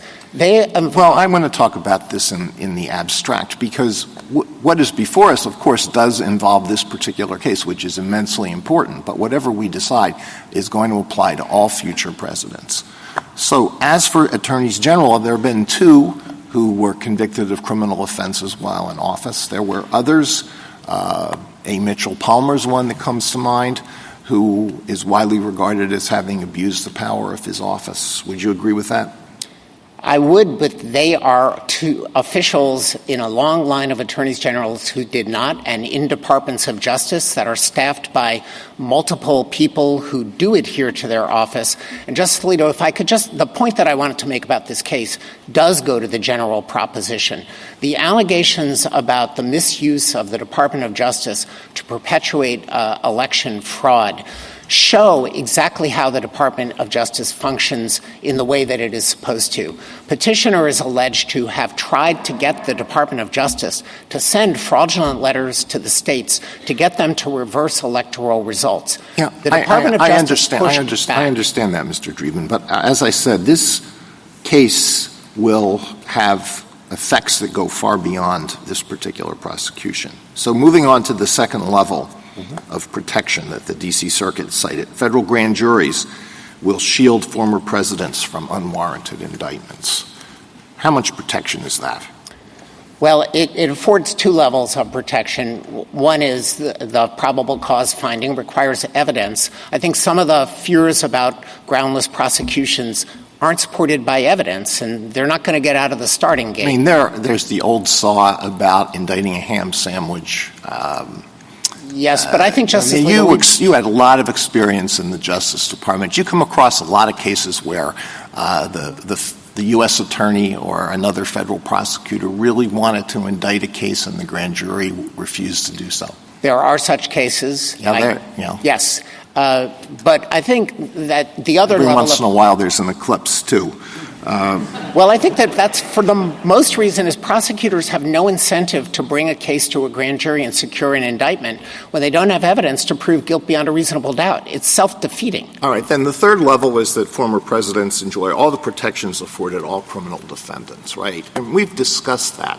And that may be true at the end of the day, but a lot can happen between the time when an indictment is returned and the time when the former president finally gets a vindication, perhaps on appeal. Isn't that correct?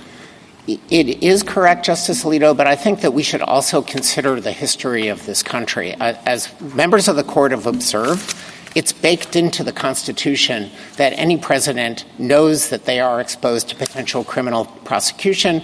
My friend says after impeachment and conviction, we don't read the impeachment judgment clause that way, but it's common ground that all former presidents have known that they could be indicted and convicted. And Watergate cemented that understanding. The Watergate smoking gun tape involved President Nixon and H.R. Haldeman talking about and then deciding to use the CIA to give a bogus story to the FBI to shut down a criminal investigation. I mean, Mr. Sauer and others have identified events in the past where presidents have engaged in conduct that might have been charged as a federal crime. And you say, well, no, that's not really true. This is page 42 of your brief. So what about President Franklin D. Roosevelt's decision to intern Japanese Americans during World War II? Couldn't that have been charged under 18 U.S.C. 241, conspiracy against civil rights? Today, yes, given this court's decision in Trump versus United States, in which Trump versus Hawaii, where the court said Korematsu is overruled. I mean, President Roosevelt made that decision with the advice of his Attorney General. That's a layer of safeguard. Is that really true? I thought Attorney General Biddle thought that there was really no threat of sabotage, as did J. Edgar Hoover. So I think that there is a lot of historical controversy, but it underscores that occurred during wartime. It implicates potential commander-in-chief concerns about the exigencies of national defense that might provide an as-applied Article 2 challenge at the time. I'm not suggesting today, but the idea that a decision that was made and ultimately endorsed by this court, perhaps wrongly, in the Korematsu case, would support criminal prosecution under 241, which requires under United States versus Lanier that the right have been made specific so that there is notice to the president. I don't think that would have been satisfied. All right. Well, we could go through other historical examples. I won't do that. Let me just touch briefly on a couple of other things. One is the relevance of advice of counsel, and I wasn't clear what your answer is. So if the president gets advice from the attorney general that something is lawful, is that an absolute defense? Yes, I think that it is under the principle of entrapment by estoppel. This is a due process doctrine that we referred to in our reply brief in Garland versus Cargill this term at page 19, where we cited authority of this court that if a authorized government representative tells you that what you are about to do is lawful, it would be a root violation of due process to prosecute you for that. Won't that give presidents an incentive to be sure to pick an attorney general who will reliably tell the president that it is lawful to do whatever the president wants to do if there's any possibly conceivable argument in favor of it? So I think the constitutional structure protects against that risk. The president nominates the attorney general, and the Senate provides advice and consent. And these are the sort of structural checks that have operated for 200 years to prevent the kind of abuses that my friend fears going forward as a result of this once-in-history prosecution. On the question of whether a president has the authority to pardon himself, which came up earlier in the argument, what's the answer to that question? I don't believe the Department of Justice has taken a position. The only authority that I'm aware of is a member of the Office of Legal Counsel wrote on a memorandum that there is no self-pardon authority. As far as I know, the Department has not addressed it further, and of course this court had not addressed it either. Well, when you addressed that question before us, are you speaking in your capacity solely as a member of the special counsel's team, or are you speaking on behalf of the Justice Department, which has special institutional responsibilities? I am speaking on behalf of the Justice Department representing the United States. Now, don't you think we need to know the answer to at least to the Justice Department's position on that issue in order to decide this case? Because if a president has the authority to pardon himself before leaving office, and the D.C. Circuit is right that there is no immunity from prosecution, won't the predictable result be that presidents on the last couple of days of office are going to pardon themselves from anything that they might have been conceivably charged with committing? I really doubt that, Justice Alito. I mean, it sort of presupposes a regime that we have never had except for President Nixon and, as alleged in the indictment here, presidents who are conscious of having engaged in wrongdoing and seeking to shield themselves. I think the political consequences of a president who asserted a right of self-pardon that has never been recognized, that seems to contradict a bedrock principle of our law that no person shall be the judge in their own case. Those are adequate deterrents, I think, so that this kind of dystopian regime is not going to evolve. All right, let me end with just a question about what is required for the functioning of a stable democratic society, which is something that we all want. I'm sure you would agree with me that a stable democratic society requires that a candidate who loses an election, even a close one, even a hotly contested one, leave office peacefully if that candidate is the incumbent. Of course.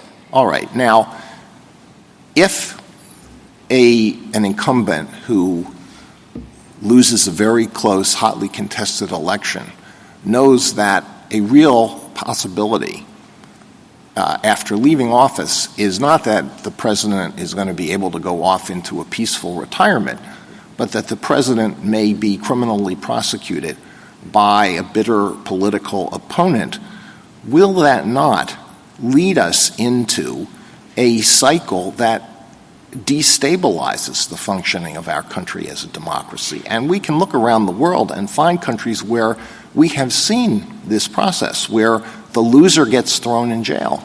So I think it's exactly the opposite, Justice Alito. There are lawful mechanisms to contest the results in an election. And outside the record, but I think of public knowledge, petitioner and his allies filed dozens of electoral challenges, and my understanding is lost all but one that was not outcome determinative in any respect. There were judges that said in order to sustain substantial claims of fraud that would overturn an election result that's certified by a state, you need evidence, you need proof. And none of those things were manifested. So there is an appropriate way to challenge things through the courts with evidence. If you lose, you accept the results. That has been the nation's experience. I think the court is well familiar with that. Thank you. Justice Sotomayor? A stable democratic society needs the good faith of its public officials, correct? Absolutely. And that good faith assumes that they will follow the law. Correct. Now, putting that aside, there is no fail-safe system of government, meaning we have a judicial system that has layers and layers and layers of protection for accused defendants in the hopes that the innocent will go free. We fail routinely, but we succeed more often than not. In the vast majority of cases, the innocent do go free. Sometimes they don't, and we have some post-conviction remedies for that. But we still fail. We've executed innocent people. Having said that, Justice Alito went through step by step all of the mechanisms that could potentially fail. In the end, if it fails completely, it's because we've destroyed our democracy on our own, isn't it? It is, Justice Sotomayor, and I also think that there are additional checks in the system. Of course, the constitutional framers designed a separated powers system in order to limit abuses. I think one of the ways in which abuses are limited is accountability under the criminal law for criminal violations. But the ultimate check is the goodwill and faith in democracy. And crimes that are alleged in this case that are the antithesis of democracy, that subvert it, undermine that. An encouragement to believe words that have been somewhat put into suspicion here, that no man is above the law either in his official or private acts. I think that is an assumption of the Constitution. Justice Kagan? Mr. Dreeben, I want to go through your framework and make sure I understand it. So first, on the small category of things that you say have absolute protection, yes, that they are core executive functions. Yes. What are those small categories? Pardon power. Pardon, veto. Veto, foreign recognition, appointments. Congress cannot say you can't appoint a federal judge who hasn't received, a certain diploma, hasn't achieved a certain age. There are a few other powers. Is Commander-in-Chief? Commander-in-Chief is on the list, but I want to add to my answer on that Congress has substantial authority in the national security realm. Congress declares war, it raises armies, it has power over the purse. That's more so of that may be viewed as not really in that core set of functions, which nobody has any power but the president over. Yes, I think that there may be some aspects like directing troops on the field in which the president's power is completely unreviewable. Okay. Now, in the next category, where we've left the core set behind, yes, but we're still in the world of official actions, and that's where you say there are various statutory construction rules that might come into play. Correct. But you have characterized those as something different from just saying, oh, look, the statute doesn't say the president, therefore it doesn't apply to the president. That's right. So I wanted to give you an opportunity to say, how that would look, how that analysis would look in a given case. And in the course of responding to that, I'm sort of thinking of something like the OLC opinion, which says bribery. The president can be tried and convicted of bribery, even in the part of the bribery statutes that do not say the president. Why is that true? That is true because there is no serious constitutional question that the president needs to engage in bribery in order to carry out his constitutional functions. And the Office of Legal Counsel pointed out that bribery is enumerated in the impeachment clause. So it falls outside of anything that could be viewed as inherent in the need of Article II to function. Do you think the premise of that OLC opinion was that the bribery was simply not official? No. Or is the premise that the bribery was official and still the president could be prosecuted for it? I think that the bribery is the kind of hybrid that illustrates the abuse of public office for private gain that we think is paradigmatic of the kinds of things that should be not held to be immune. In a bribery case, the public official cannot extract the bribe without the official power to offer as the quid or the pro. I guess the quo, actually.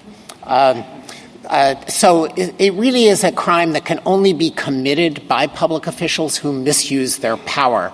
And it was one of the things that was most mistrusted. Many of the acts that are charged in this indictment or that would violate federal criminal law similarly involve the misuse of official power for private gain. So if you were to say what the line is in this category, when it is that the statute should be understood as precluding presidential prosecution, and when it is that the statute should be understood as allowing it, what general principles should guide? So the general principles, I think, kind of emerge from looking at what the Office of Legal Counsel has done. So, for example, with respect to a federal statute that prohibited appointments to courts of people with certain degrees of consanguinity, the Office of Legal Counsel said this infringes on a very important appointment power of the president, the power to appoint federal judges. It cannot be presumed that Congress intended to do that because it would raise a very serious constitutional question. The president is out.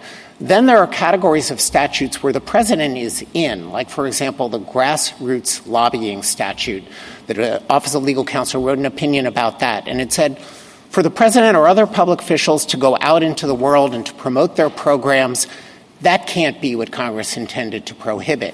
What it did intend to prohibit is using federal funds to gin up an artificial grassroots campaign that gave the appearance of emerging from the people, but it was really top-down. And the Office of Legal Counsel said the president and officials who carry out the president's mandates are subject to that statute. So that's a more nuanced one. And the third example that I will give you is the statute that would permit prosecution for contempt of Congress.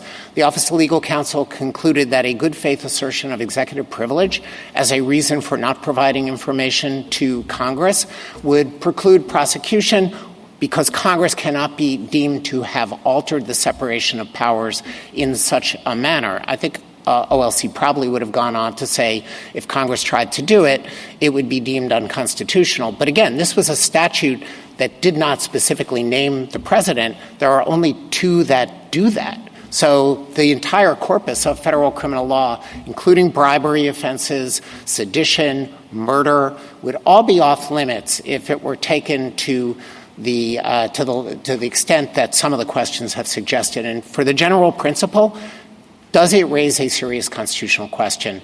And if so, to what extent? Can it be carved out individually? And there may be some instances where the statutes here could be carved out and a particular act could be found to be protected.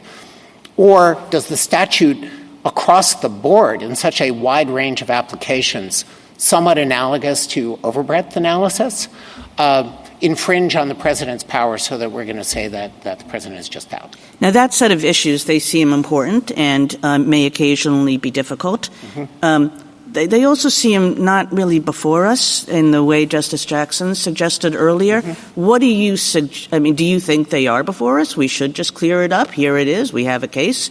What else could we do? How should we deal with this? That there are these lingering issues that go beyond the question of whether there's the kind of absolute immunity that the former president is invoking. So I think the court has discretion to reach that issue, even though Justice Jackson is totally right. It was not raised in the district court, and it was not raised in the Court of Appeals. And the analysis that I would use to get there is a fusion of a couple of principles. One is the court has often resolved threshold questions that are a prerequisite to an intelligent resolution of the question presented. So in a case like United States versus Grubbs, for example, the court reached out to decide whether anticipatory warrants are valid under the Fourth Amendment before turning to the question whether the triggering condition for an anticipatory warrant had to be in the warrant. So that's one principle. And then a precedent that bears some analogy to this is Vermont Natural Resources Agency versus United States ex rel Stevens. It was a qui tam case, and the first question was whether a state agency was a person within the meaning of the False Claims Act, and the second question was whether if the state agency was 11th Amendment immunity kicked in, and the court wrote an analysis of why it could reach both questions. The reaching the person question didn't expand the court's jurisdiction, and it made sense as a matter of constitutional avoidance to do that. There are some considerations that cut against this, and I want to be clear that for overall government equities, we are not wild about parties who raise an immunity case that can be presented to a court on an interlocutory appeal and then smuggling in other issues. So we would want to guide the court not to have an expansive approach to that issue. But the final thing that I would say about this is part of our submission to this court is that the Article I branch and the Article II branches are aligned in believing that this prosecution is an appropriate way to enforce the law. Congress by making the law, the current executive by deciding to bring it.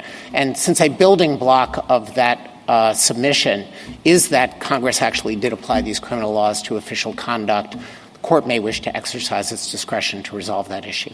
Okay, I have one last set of questions, which has to do with the official unofficial line. Yes. And you heard Mr. Sauer's responses to both Justice Barrett's questions and my questions about what he thinks counts as official here and what he thinks counts as unofficial here.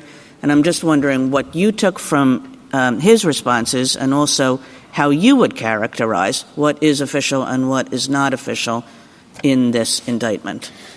So I think petitioner conceded that there are acts that are not official that are alleged in the indictment, and we agree with him on all of that. I think I disagree with him on everything else that he said about what is official and what is not. Organizing fraudulent slates of electors, creating false documentation that says, I'm an elector, I was appointed properly, I'm going to send a vote off to Congress that reflects that petitioner won rather than the candidate that actually got the most votes and who was ascertained by the governor and whose electors were appointed to cast votes. That is not official conduct. That is campaign conduct.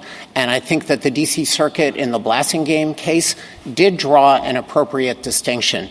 A first-term president who's running for re-election can act in the capacity as office seeker or office holder. And when working with private lawyers and a private public relations advisor to gin up fraudulent slates of electors, that is not any part of a president's job. So there's an allegation in the indictment that has to do with the removal of a Justice Department official. Is that core protected conduct? We don't think that that's core protected conduct. I don't think that I would characterize that episode quite that way. We do agree that the Department of Justice allegations were a use of the president's official power. In many ways, we think that aggravates the nature of this offense. seeking as a candidate to oust the lawful winner of the election and have oneself certified with private actors is a private scheme to achieve a private end, and many of the co-conspirators alleged in the indictment are private. But for an incumbent president to then use his presidential powers to try to enhance the likelihood that it succeeds makes the crime, in our view, worse. And so in the Department of Justice episode, it occurs very late in the election cycle after many other schemes had failed. And at that point, the petitioner is alleged to have tried to pressure the Department of Justice to send false letters to the states claiming that there were serious election irregularities and that they should investigate who they certified as a president. None of this was true. The Department of Justice officials all said, this is not true. We are not going to do that. And at that point, petitioner is alleged to have threatened to remove the Department of Justice officials who were standing by their oath and replace them with another person who would carry it out. We're not seeking to impose criminal liability on the president for exercising or talking about exercising the appointment and removal power. No, what we're seeking to impose criminal liability for is a conspiracy to use fraud to subvert the election, one means of which was to try to get the Justice Department to be complicit in this. The case would have been no different if petitioner were successful and he had actually exercised the appointment and removal power and it had gone through and those fraudulent letters were sent. It would have made the scheme more dangerous, but it would not have changed the crime. And how do we think about things like conversations with the vice president? In other words, things that if you say it that way, it's clear that they would fall under executive privilege, but how does that relate to the question that we're asking here? So this is one of the most difficult questions for the Department of Justice, and I want to explain why that is. If we are operating under a Fitzgerald versus Nixon lens and looking at this the way that we look at things when there is a private lawsuit filed against the president, we take a very broad view of what the outer perimeter of official presidential action is in order to be as protective of the president against private lawsuits that, as this court explained in Nixon versus Fitzgerald, can be very deleterious to the president's conduct of business.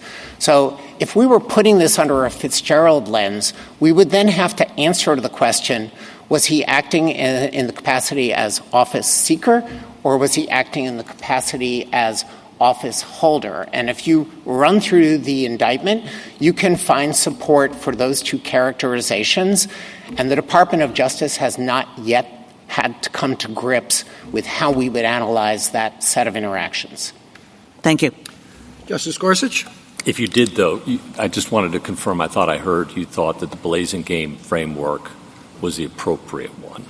Is that right? Largely, yes, Justice Gorsuch. We agree with the idea of the distinction between office holder and office seeker.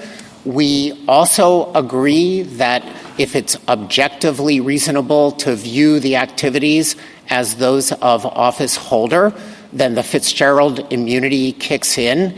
I think we would look more at the content of the actual interaction in order to make that determination than Blassingame suggested, at least on the facts of that case, might be appropriate. Can you give me an example of what you have in mind? I'm just trying to understand what nuance you're suggesting. So Blassingame adopted a generally very favorable pro-government framework that we endorse in private civil cases. Yeah. Okay?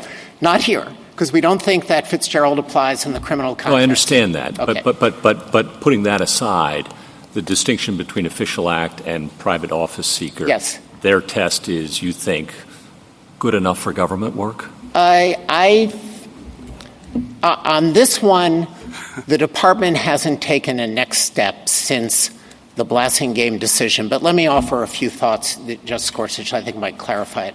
The Blassingame decision focused on objective contextual indications to try to see whether the president was acting as a campaigner as opposed to an office holder. Yeah. I think that decision can also be made by looking at what the president actually said. And let me illustrate that with an allegation that I think my friend talked briefly.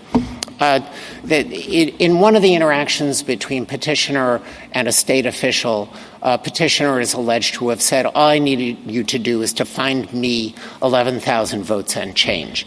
I think if you look at that content, it's pretty clear that petitioner is acting in the capacity as office seeker, not as president, and we would look at that content. Okay. But the test, I'm just focused on the legal test. Correct. I'm not hearing any objections to it. Other than I think that the D.C. Circuit placed more content consideration off limits than I would. Okay. All right. And then I wanted to understand on the core immunity, or whatever word we use, that it seems to me that we're narrowing the ground of dispute here considerably. Do we look at motives, the president's motives for his actions? I mean, for example, he has lots of war powers, as we've discussed, but he might use them in order to enhance his election, his personal interests. Is that a relevant consideration when we're looking at core powers? So I am thinking of this more as looking at the objective of the activity as opposed to the kind of subjective motive in the sense that Your Honor is talking about. I think that there is a lot of concern about saying an electoral motive to be reelected such. Every first-term president, everything he does can be seen through the prism, by critics at least, of his personal interest in reelection. Yes. And so you wouldn't want that. I think you would say personal motivations off limits with respect to the core powers. Probably, well, with respect to the core powers, we think those are just things that can't be regulated at all, like the pardon power and veto. Right, regardless of motive. Correct. Regardless of That's motive. right. Okay. That is right. All right, so then we're in the non-core powers where we're fighting over. What role do motives play there? I mean, one could remove an appointee first of all, maybe ask this first, is removing an appointee, a presidential appointee, a core power or a non-core power in your world? So here I might need to differentiate between the principal officers that this court in cases like Myers and Seal of Law has regarded as having a constitutional status of being removable at will from inferior officers where Congress does have some regulatory latitude to impose restrictions on removal. Sure. And a put that aside. Yeah, I understand that. Putting that aside, yes, appointing a principal officer is a core power. I am not prepared to say that there is no potential criminal regulation to say you can't do it for corrupt purposes, to enrich yourself, for example. Well, bribery, all right, Yes. but that's what I was wondering. Do motives come into the core power analysis or not? And now I'm hearing, I thought I heard no, and now I'm hearing maybe. I think maybe might be a little bit more appropriate because it's not involved in this case. The department has not had to take a position on exactly how these core powers would be resolved under an as-applied constitutional analysis. None is involved in this case. And I guess I'm wondering, and I'm not concerned about this case so much as future ones too, but these non-core powers and maybe core powers where a president is acting with, at least in part, a personal interest in getting reelected.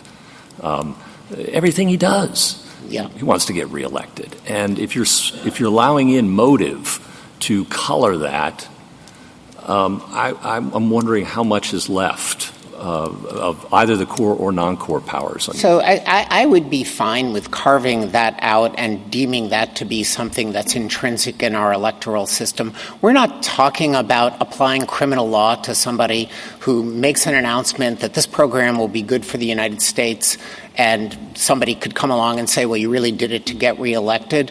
Leaving aside whether any of that violates a criminal law, I know that the next question is assume that it does. I'm doubtful that it in fact does because I don't think criminal laws generally operate on motives as opposed to objectives and purposes. But all right, intentions. I mean, you can frame a motive as an intention and intention as a motive, as you well know, every day of the week. Yes. So let's put that aside, too. I understand. Well, putting that aside, that really, to me, falls in a very different category, and it is also possible. So there's some motives or intents that are cognizable and others that aren't. I mean, it's awkward, right, when we look back at, like, the injunction back to Marbury in the early cases, you can't enjoin a president. Yeah. Also meant you couldn't hold him in contempt. A right? sitting president. For sure. Justice Gorsuch, right? can I try one more time Well, let me just clarify? spin this out just a second, Okay. right? And it didn't matter what the president's motives were. We're not going to look behind it. Right. And same thing in Nixon. We said, gosh, Nixon versus Fitzgerald, that's something courts shouldn't get engaged in because presidents have all manner of motives. And again, I'm not concerned about this case, but I am concerned about future uses of the criminal law to target political opponents based on accusations about their motives, whether it's re-election or who knows what corrupt means in 1512, right? We don't know what that means. Maybe we'll find out sometime soon.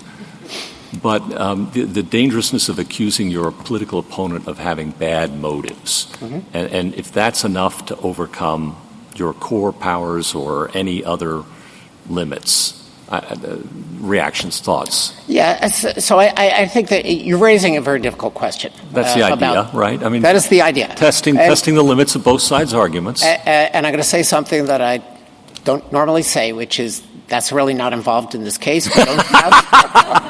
We don't have bad political motive in that sense. I understand that. I appreciate that, but you also appreciate that we're writing a rule for the ages. Yes, and I think I would start by looking at the statutes and then seeing what restrictions they do place on the president's conduct. And, for example, the statute that prohibits fraud to defeat the lawful functions of the United States. The statute defines what the purpose is that the defendant has to have in mind. It has to be to defeat something that the United States is doing, and it has to be by deception. I don't think that that gets us into the realm of motive hunting in the area where we are as concerned, I think, as the court would be about doing something that would undermine the presidency and the executive branch. And 1512c2, we may have different views on the clarity and the scope of that statute. I think if the court does interpret corruptly as involving a consciousness of wrongdoing and elevates that to consciousness of illegality, then we're in a different realm. Wanting to get reelected is not an illegal motive, and you don't have to worry about prosecuting presidents for that. Yeah. Okay. Thank you, Mr. Dreeben. Justice Kavanaugh? As you've indicated, this case has huge implications for the presidency, for the future of the presidency, for the future of the country, in my view. You've referred to the department a few times as having supported the position. Who in the department? Is it the president, the attorney general? The Solicitor General of the United States. Part of the way in which the special counsel functions is as a component of the Department of Justice. The regulations envision that we reach out and consult, and on a question of this magnitude that involves equities that are far beyond this prosecution as the questions of the court. So it's the Solicitor General? Yes. Okay. Second, like Justice Gorsuch, I'm not focused on the here and now of this case. I'm very concerned about the future. And I think one of the court's biggest mistakes was Morrison versus Olson. I think that was a terrible decision for the presidency and for the country, and not because there were bad people who were independent counsels, but President Reagan's administration, President Bush's administration, President Clinton's administration were really hampered, in their view, all three, by the independent counsel structure. And what I'm worried about here is that was kind of, let's relax Article 2 a bit for the needs of the moment. And I'm worried about the similar kind of situation applying here. That was a prosecutor investigating a president in each of those circumstances, and someone picked from the opposite party, the current president, and usually was how it worked. And Justice Scalia wrote that the fairness of a process must be adjudged on the basis of what it permits to happen, not what it produced in a particular case. You've emphasized many times regularity of the Department of Justice. And he said And I think this applied to the independent counsel system, and it could apply if presidents are routinely subject to investigation going forward. One thing is certain, however, it involves investigating and perhaps prosecuting a particular individual. Can one imagine a less equitable manner of fulfilling the executive responsibility to investigate and prosecute? What would the reaction be if, in an area not covered by the statute, the Justice Department posted a public notice inviting applicants to assist in an investigation and possible prosecution of a certain prominent person? Does this not invite what Justice Jackson described as picking the man and then searching the law books or putting investigators to work to pin some offense on him? To be sure, the investigation must relate to the area of criminal offense specified by the statute, but that has often been, and nothing prevents it from being very broad. I paraphrased at the end because it was referring to the judges. Yes. That's the concern going forward, is that the system will, when former presidents are subject to prosecution, and the history of Morrison versus Olson tells us it's not going to stop. It's going to cycle back and be used against the current president or the next president and the next president and the next president after that. All that, I want you to try to allay that concern. Why is this not Morrison v. Olson redux if we agree with you? Well, first of all, the independent counsel regime did have many structural features that emphasized independence at the expense of accountability.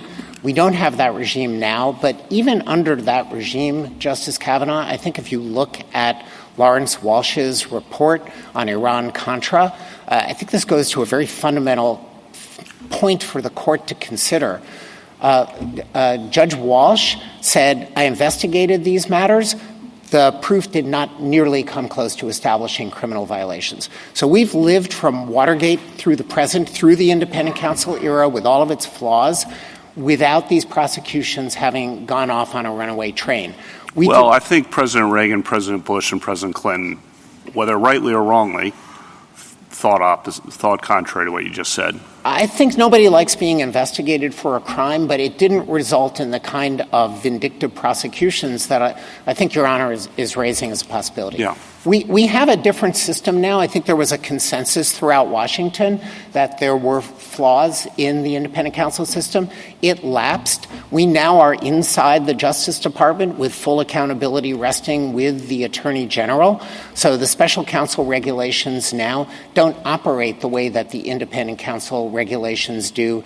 And this court would have something to say about it, I think, if the independent counsel statute were revived. I'm not sure that anybody is in favor of that. Right. Now, I was just saying this is kind of the mirror image of that is one way someone could perceive it. But I take your point about the different structural protections internally. And like Justice Scalia said, I do not mean to suggest anything of the sort in the present case. I'm not talking about the present case, so I'm talking about the future. Second, another point, you said, talked about the criminal statutes. It's very easy to characterize presidential actions as false or misleading under vague statutes. So President Lyndon Johnson, statements about the Vietnam War. Mm-hmm. Say something's false. Turns out to be false that he says about the Vietnam War. 371 prosecution? So after he leaves office? I think not, but this is an area that I do think that merits some serious and nuanced consideration. Statements that are made by a president to the public are not really coming within the realm of criminal statutes. They've never been prosecuted. I realize that the court can say, well, what if they were?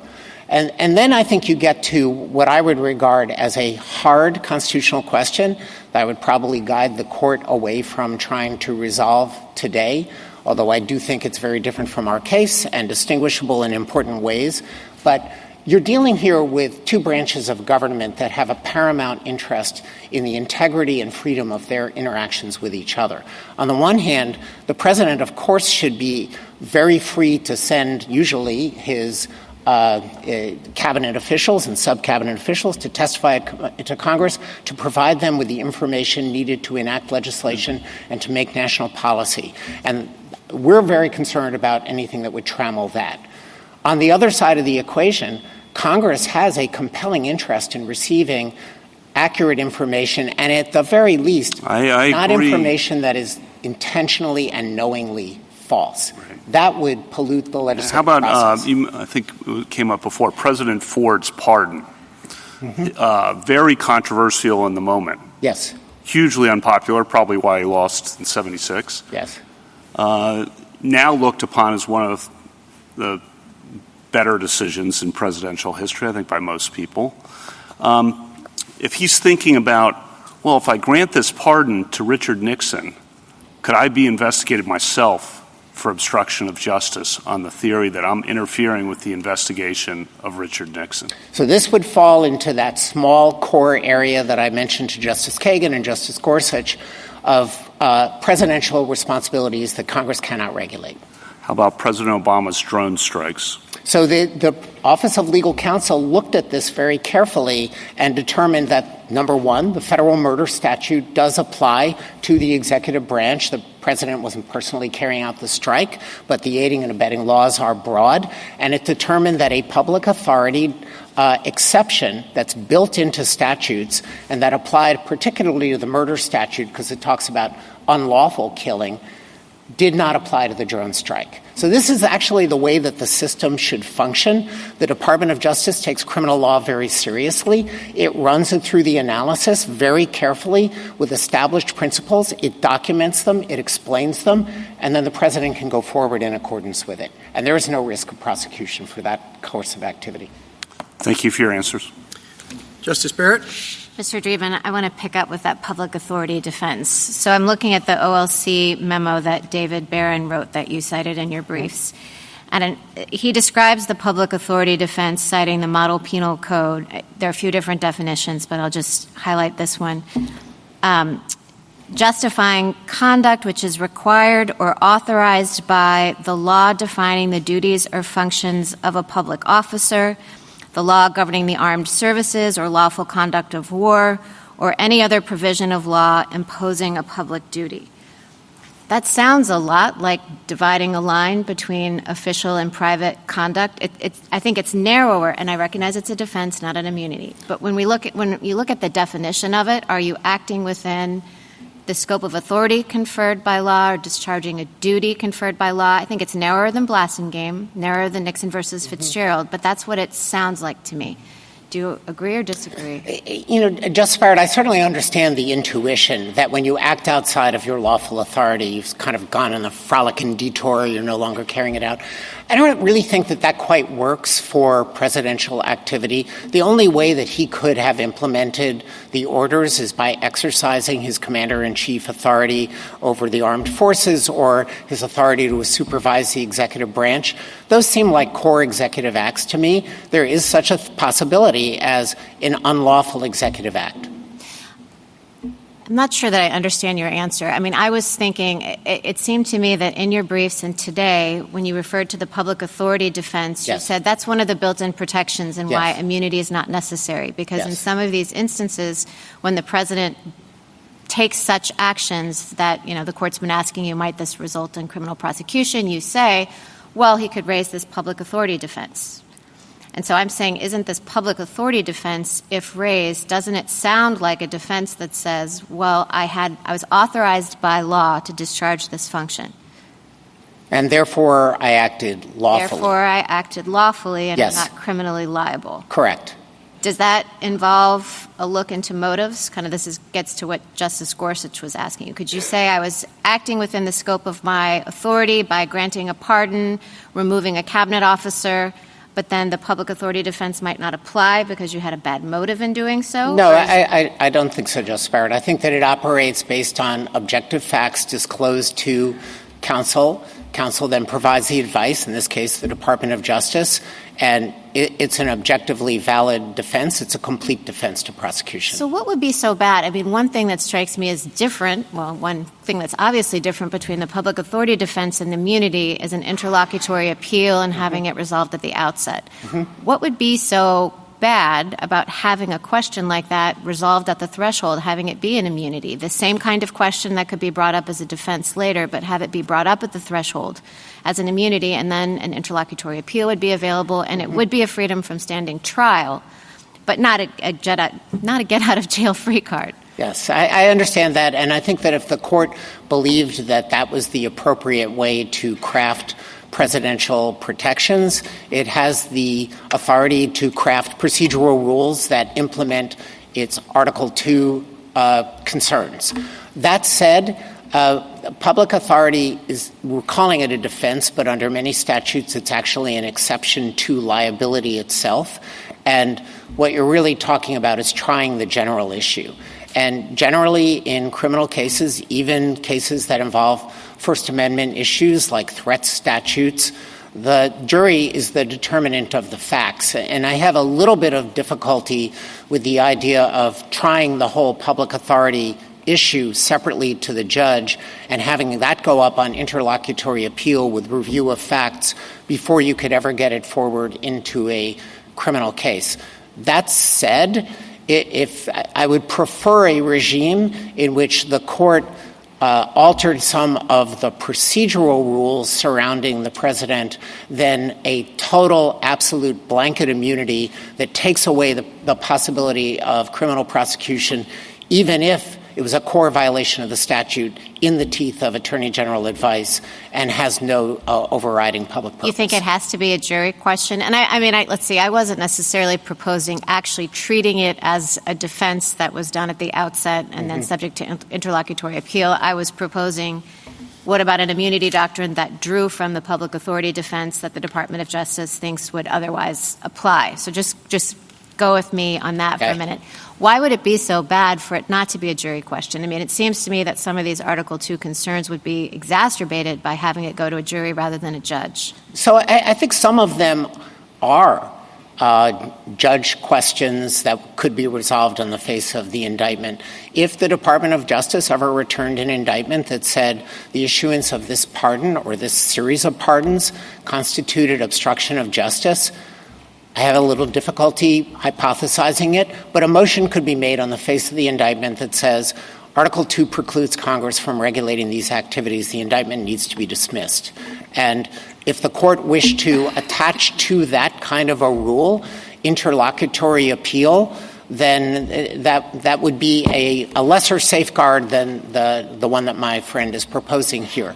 Other kinds of defenses, though, really do intersect with the general issue. And for those, I have a much greater time seeing how the court could implement that. And would there be costs in going to trial? Yes. There is no perfect system here. We are trying to design a system that preserves the effective functioning of the presidency and the accountability of a former president under the rule of law. And the perfect system that calibrates all of those values probably has not been devised. I think that the system that we have works pretty well. Maybe it needs a few ancillary rules. It is different from the radical proposal of my friend. I agree. Let me ask you about state prosecutions, because if the president has some kind of immunity that's implicit in Article 2, then that immunity would protect him from state prosecutions as well.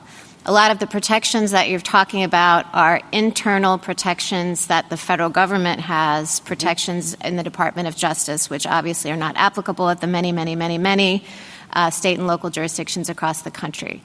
What do you have to say to that? So that raises a Supremacy Clause issue, and the court would run a Supremacy Clause analysis that would probably start with basic principles like McCulloch versus Maryland. The states do not have the authority to burden federal functions, and would then kind of move through in Renagel, where the court said that a state murder prosecution of a federal official guarding a Supreme Court justice and who fired a shot was not permissible. If the court thought that you needed a more categorical rule for the states, I think the Supremacy Clause certainly leaves it within the court's prerogative to determine that the president, unlike all other officials, deserves more of a robust federal defense than what I have just described. But it would still be a defense in the states. It wouldn't be. I mean, that's my point. It's one thing to say, well, the president, they're not going to be these prosecutions that are politically motivated, the things that Justice Kavanaugh was referring to that might be the danger of this system, one thing that we have to worry about. That might not carry the day, but, that's a concern.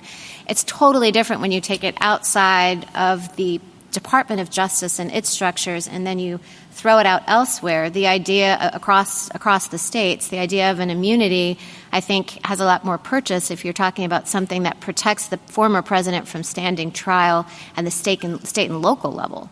So I don't know that you would have to design a system in which the president would have to stand trial at the state and local level. It's certainly within the court's authority as a matter of supremacy clause law to find an immunity. But we have been talking here about at some length on the distinction between official acts and private acts. Yeah. That will have to be determined by some sort of a process. Any immunity defense that the court announces can still be met by a state assertion that we're prosecuting private conduct. You're going to have some process. I think having some legal process is not a reason to cast aside a nuanced system that actually looks at what protections are necessary as opposed to what would provide the absolute maximum insulation for former presidents, even if we acknowledge that it's highly prophylactic. Totally agree, and I wasn't actually contrasting the absolute immunity rule. I was saying that if there was some sort of official private, there are consequences towards about making immunity. Okay, and since you bring up the private acts, this is my last question. So I had asked Mr. Sauer about on page 46 and 47 of your brief. Yes. You say, even if the court were inclined to recognize some immunity for a former president's official acts, it should remand for trial because the indictment alleges substantial private conduct. Yes. And you said that the private conduct would be sufficient? Yes. The special counsel has expressed some concern for speed and wanting to move forward. So, the normal process, what Mr. Sauer asked, would be for us to remand if we decided that there were some official acts immunity and to let that be sorted out below. It is another option for the special counsel to just proceed based on the private conduct and drop the official conduct? Well, two things on that, Justice Barrett. First of all, there's really an integrated conspiracy here that had different components as alleged in the indictment. Working with private lawyers to achieve the goals of the fraud, and as I said before, the petitioner reaching for his official powers to try to make the conspiracies more likely to succeed.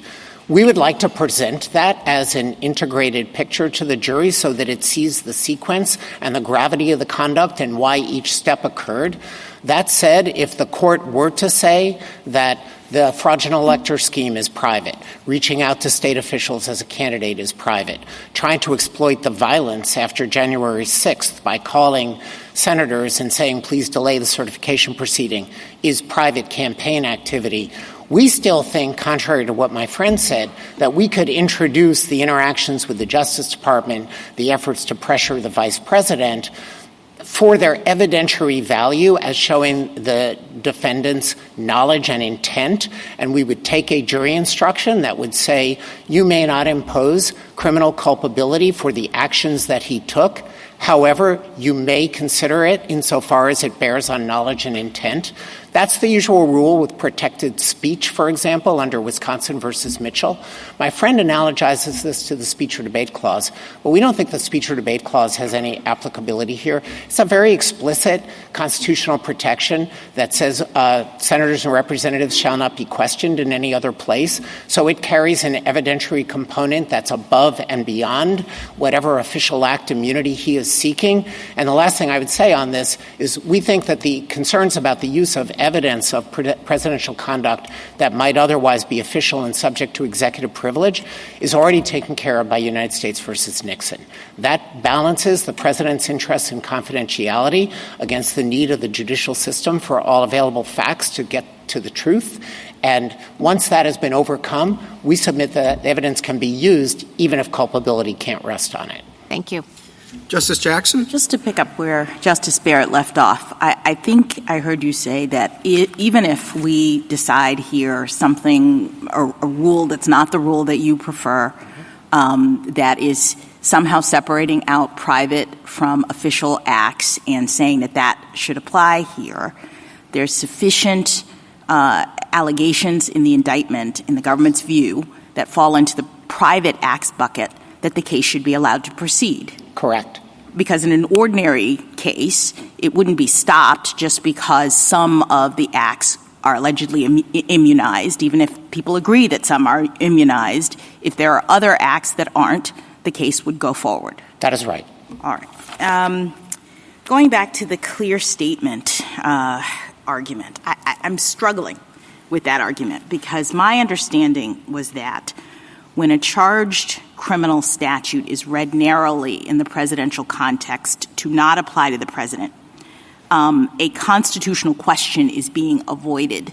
So that you're doing that to avoid having to deal with the constitutional question. So what is the constitutional question that is being avoided in those kinds of situations? A serious one. This is just an application of this court's ordinary construction of criminal statutes, that if there is an available interpretation that would avoid a serious constitutional question, the court's preference is to right. And the nature, I guess I'm going at my understanding is that what is being avoided in that situation is the question of whether a former president can be held criminally liable for doing the alleged act that is being asserted in that statute consistent with the Constitution. So we look at the statute, it's got some elements in it, and we are saying, well, geez, if this statute and those elements apply to the president's conduct in this situation, we'd have to answer the question, can the president be held liable consistent with the Constitution for that behavior? Is that right? So the first step in that analysis, I just want to... Yes, please. But the first step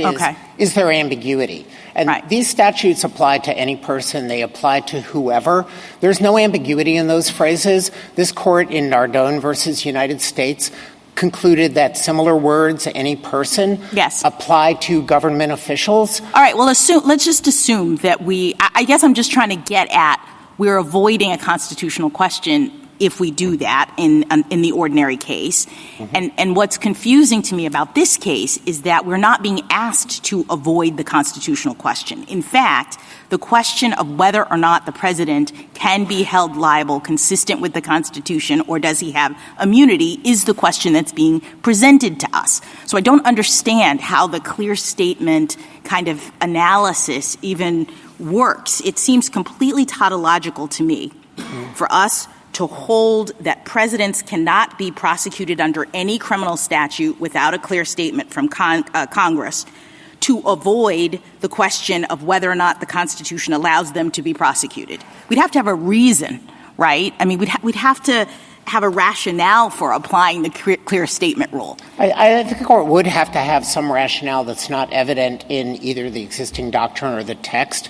And just one data point for the court in thinking about how the clear statement rule works. In United States versus Sun Diamond, a case about gratuities that the court is probably familiar with, Justice Scalia wrote an opinion for a unanimous court in which he used a hypothetical about what would happen if the president received a sports replica jersey at a typical White House event. Would that violate Section 201C? And the court offered a construction that it had to be for because an official act to avoid that problem. I think if there was such a well-received understanding that presidents are not included in general federal criminal law unless the president is specifically named, which he is not in Section 201, Justice Scalia would have thought of that, and some member of the court would have reacted, and none did.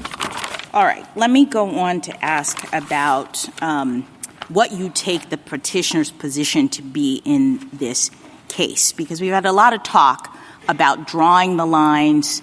Justice Kavanaugh, Justice Gorsuch suggested that we should be thinking about Blassingame and that first we have private versus official, and then within official now we have something about core acts versus other acts as we try to figure out, at what level the president is going to have immunity. But I took the petitioner's argument in this case not to be inviting us to engage in that kind of analysis. I thought he was arguing that all official acts get immunity. And so I didn't understand us to be having to drill down on which official acts do. And so my question is, why isn't it enough for the purposes of this case, given what the petitioner has argued, to just answer the question of whether all official acts get immunity? That is enough, and if the court answers that question, the way that the government has submitted that resolves the case. I want to make a clarification that I may have left the court with some uncertainty about. The official act analysis that my friend is talking about is the Fitzgerald versus Nixon outer perimeter test, which is extremely protective of the president. It's not looking at core versus ancillary.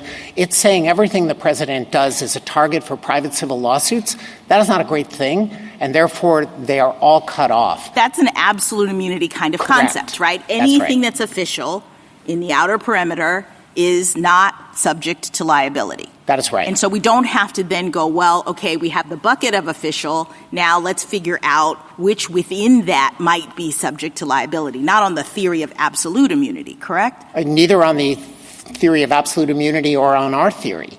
On his theory, everything's protected. On our theory, there is no immunity. But this is where I would draw the distinction. There are as-applied constitutional challenges that you run through the Youngstown framework and this court's customary method of analysis, and you determine whether there's a infringement of Article 2. So what you're saying is even if we reject the absolute immunity theory, it's not as though the president is, doesn't have the opportunity to make the kinds of arguments that arise as at the level of this particular act or this particular statute has a problem in retrospect. I think I hear you saying we should not be trying to, in the abstract, set up those boundaries ahead of time as a function of sort of blanket immunity, allow each allegation to be brought, and then we would decide in that context. Yes, with the additional note that petitioner has never made that argument, and I think it would be up to a district court to decide whether to go that route at this point in the litigation. He's put all of his eggs in the absolute immunity basket. All right, and if we invite, if we see the question presented as broader than that, and we do say let's engage in the core official versus not core and try to figure out the line, is this the right vehicle to hammer out that test? I mean, I'd understood that the most, if not all, but most of the allegations here, there's really no plausible argument that they would fall into core versus not such that they are immune. We don't think there are any core acts that have been alleged in the indictments that would be off limits as a matter of Article 2. So if we were going to do this kind of analysis, try to figure out what the line is, we should probably wait for a vehicle that actually presents it in a way that allows us to test the different sides of the standard that we'd be creating, right? I don't see any need in this case for the court to embark on that analysis. All right. The final sort of set of questions that I have to do with what I do take as a very legitimate concern about prosecutorial abuse, about future presidents being targeted for things that they have done in office. I take that concern. I think it's a real thing. But I wonder whether some of it might also be mitigated by the fact that existing administrations have a self-interest in protecting the presidency,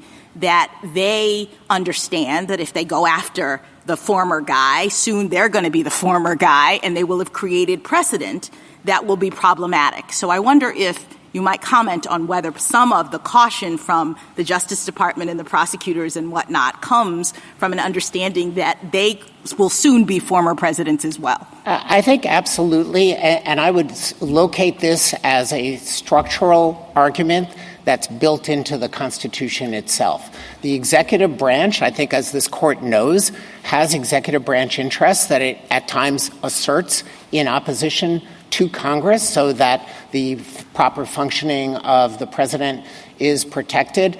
And I believe that that value would be operative and is operative in anything as momentous as charging a former president with a crime. And I would also say, I think, and ask you to comment on, presidents are concerned about being investigated and prosecuted, and it chills to some extent their, ability to do what they want in office.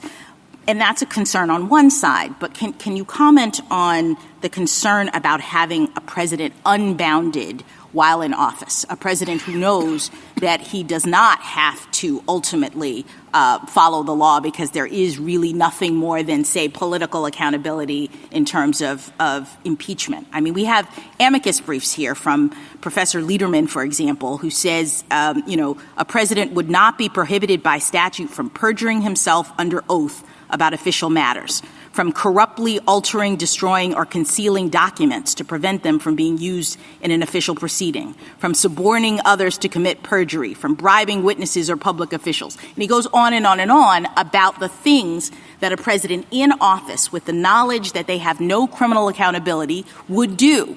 I see that as a concern that is at least equal to the president being so worried about criminal prosecution that he, is a little bit limited in his ability to function. So can you talk about those competing concerns? So, Justice Jackson, I think it would be a sea change to announce a sweeping rule of immunity that no president has had or has needed. I think we have also had a perfectly functioning system that has seen occasional episodes of presidential misconduct. The Nixon era is the paradigmatic one. The indictment in this case alleges another. For the most part, I believe that the legal regime and the constitutional regime that we have works, and to alter it poses more risks. Thank you. Thank you. Thank you, counsel. Rebuttal, Mr. Sauer? I have nothing further, Your Honor. Thank you, counsel. Counsel, the case is submitted.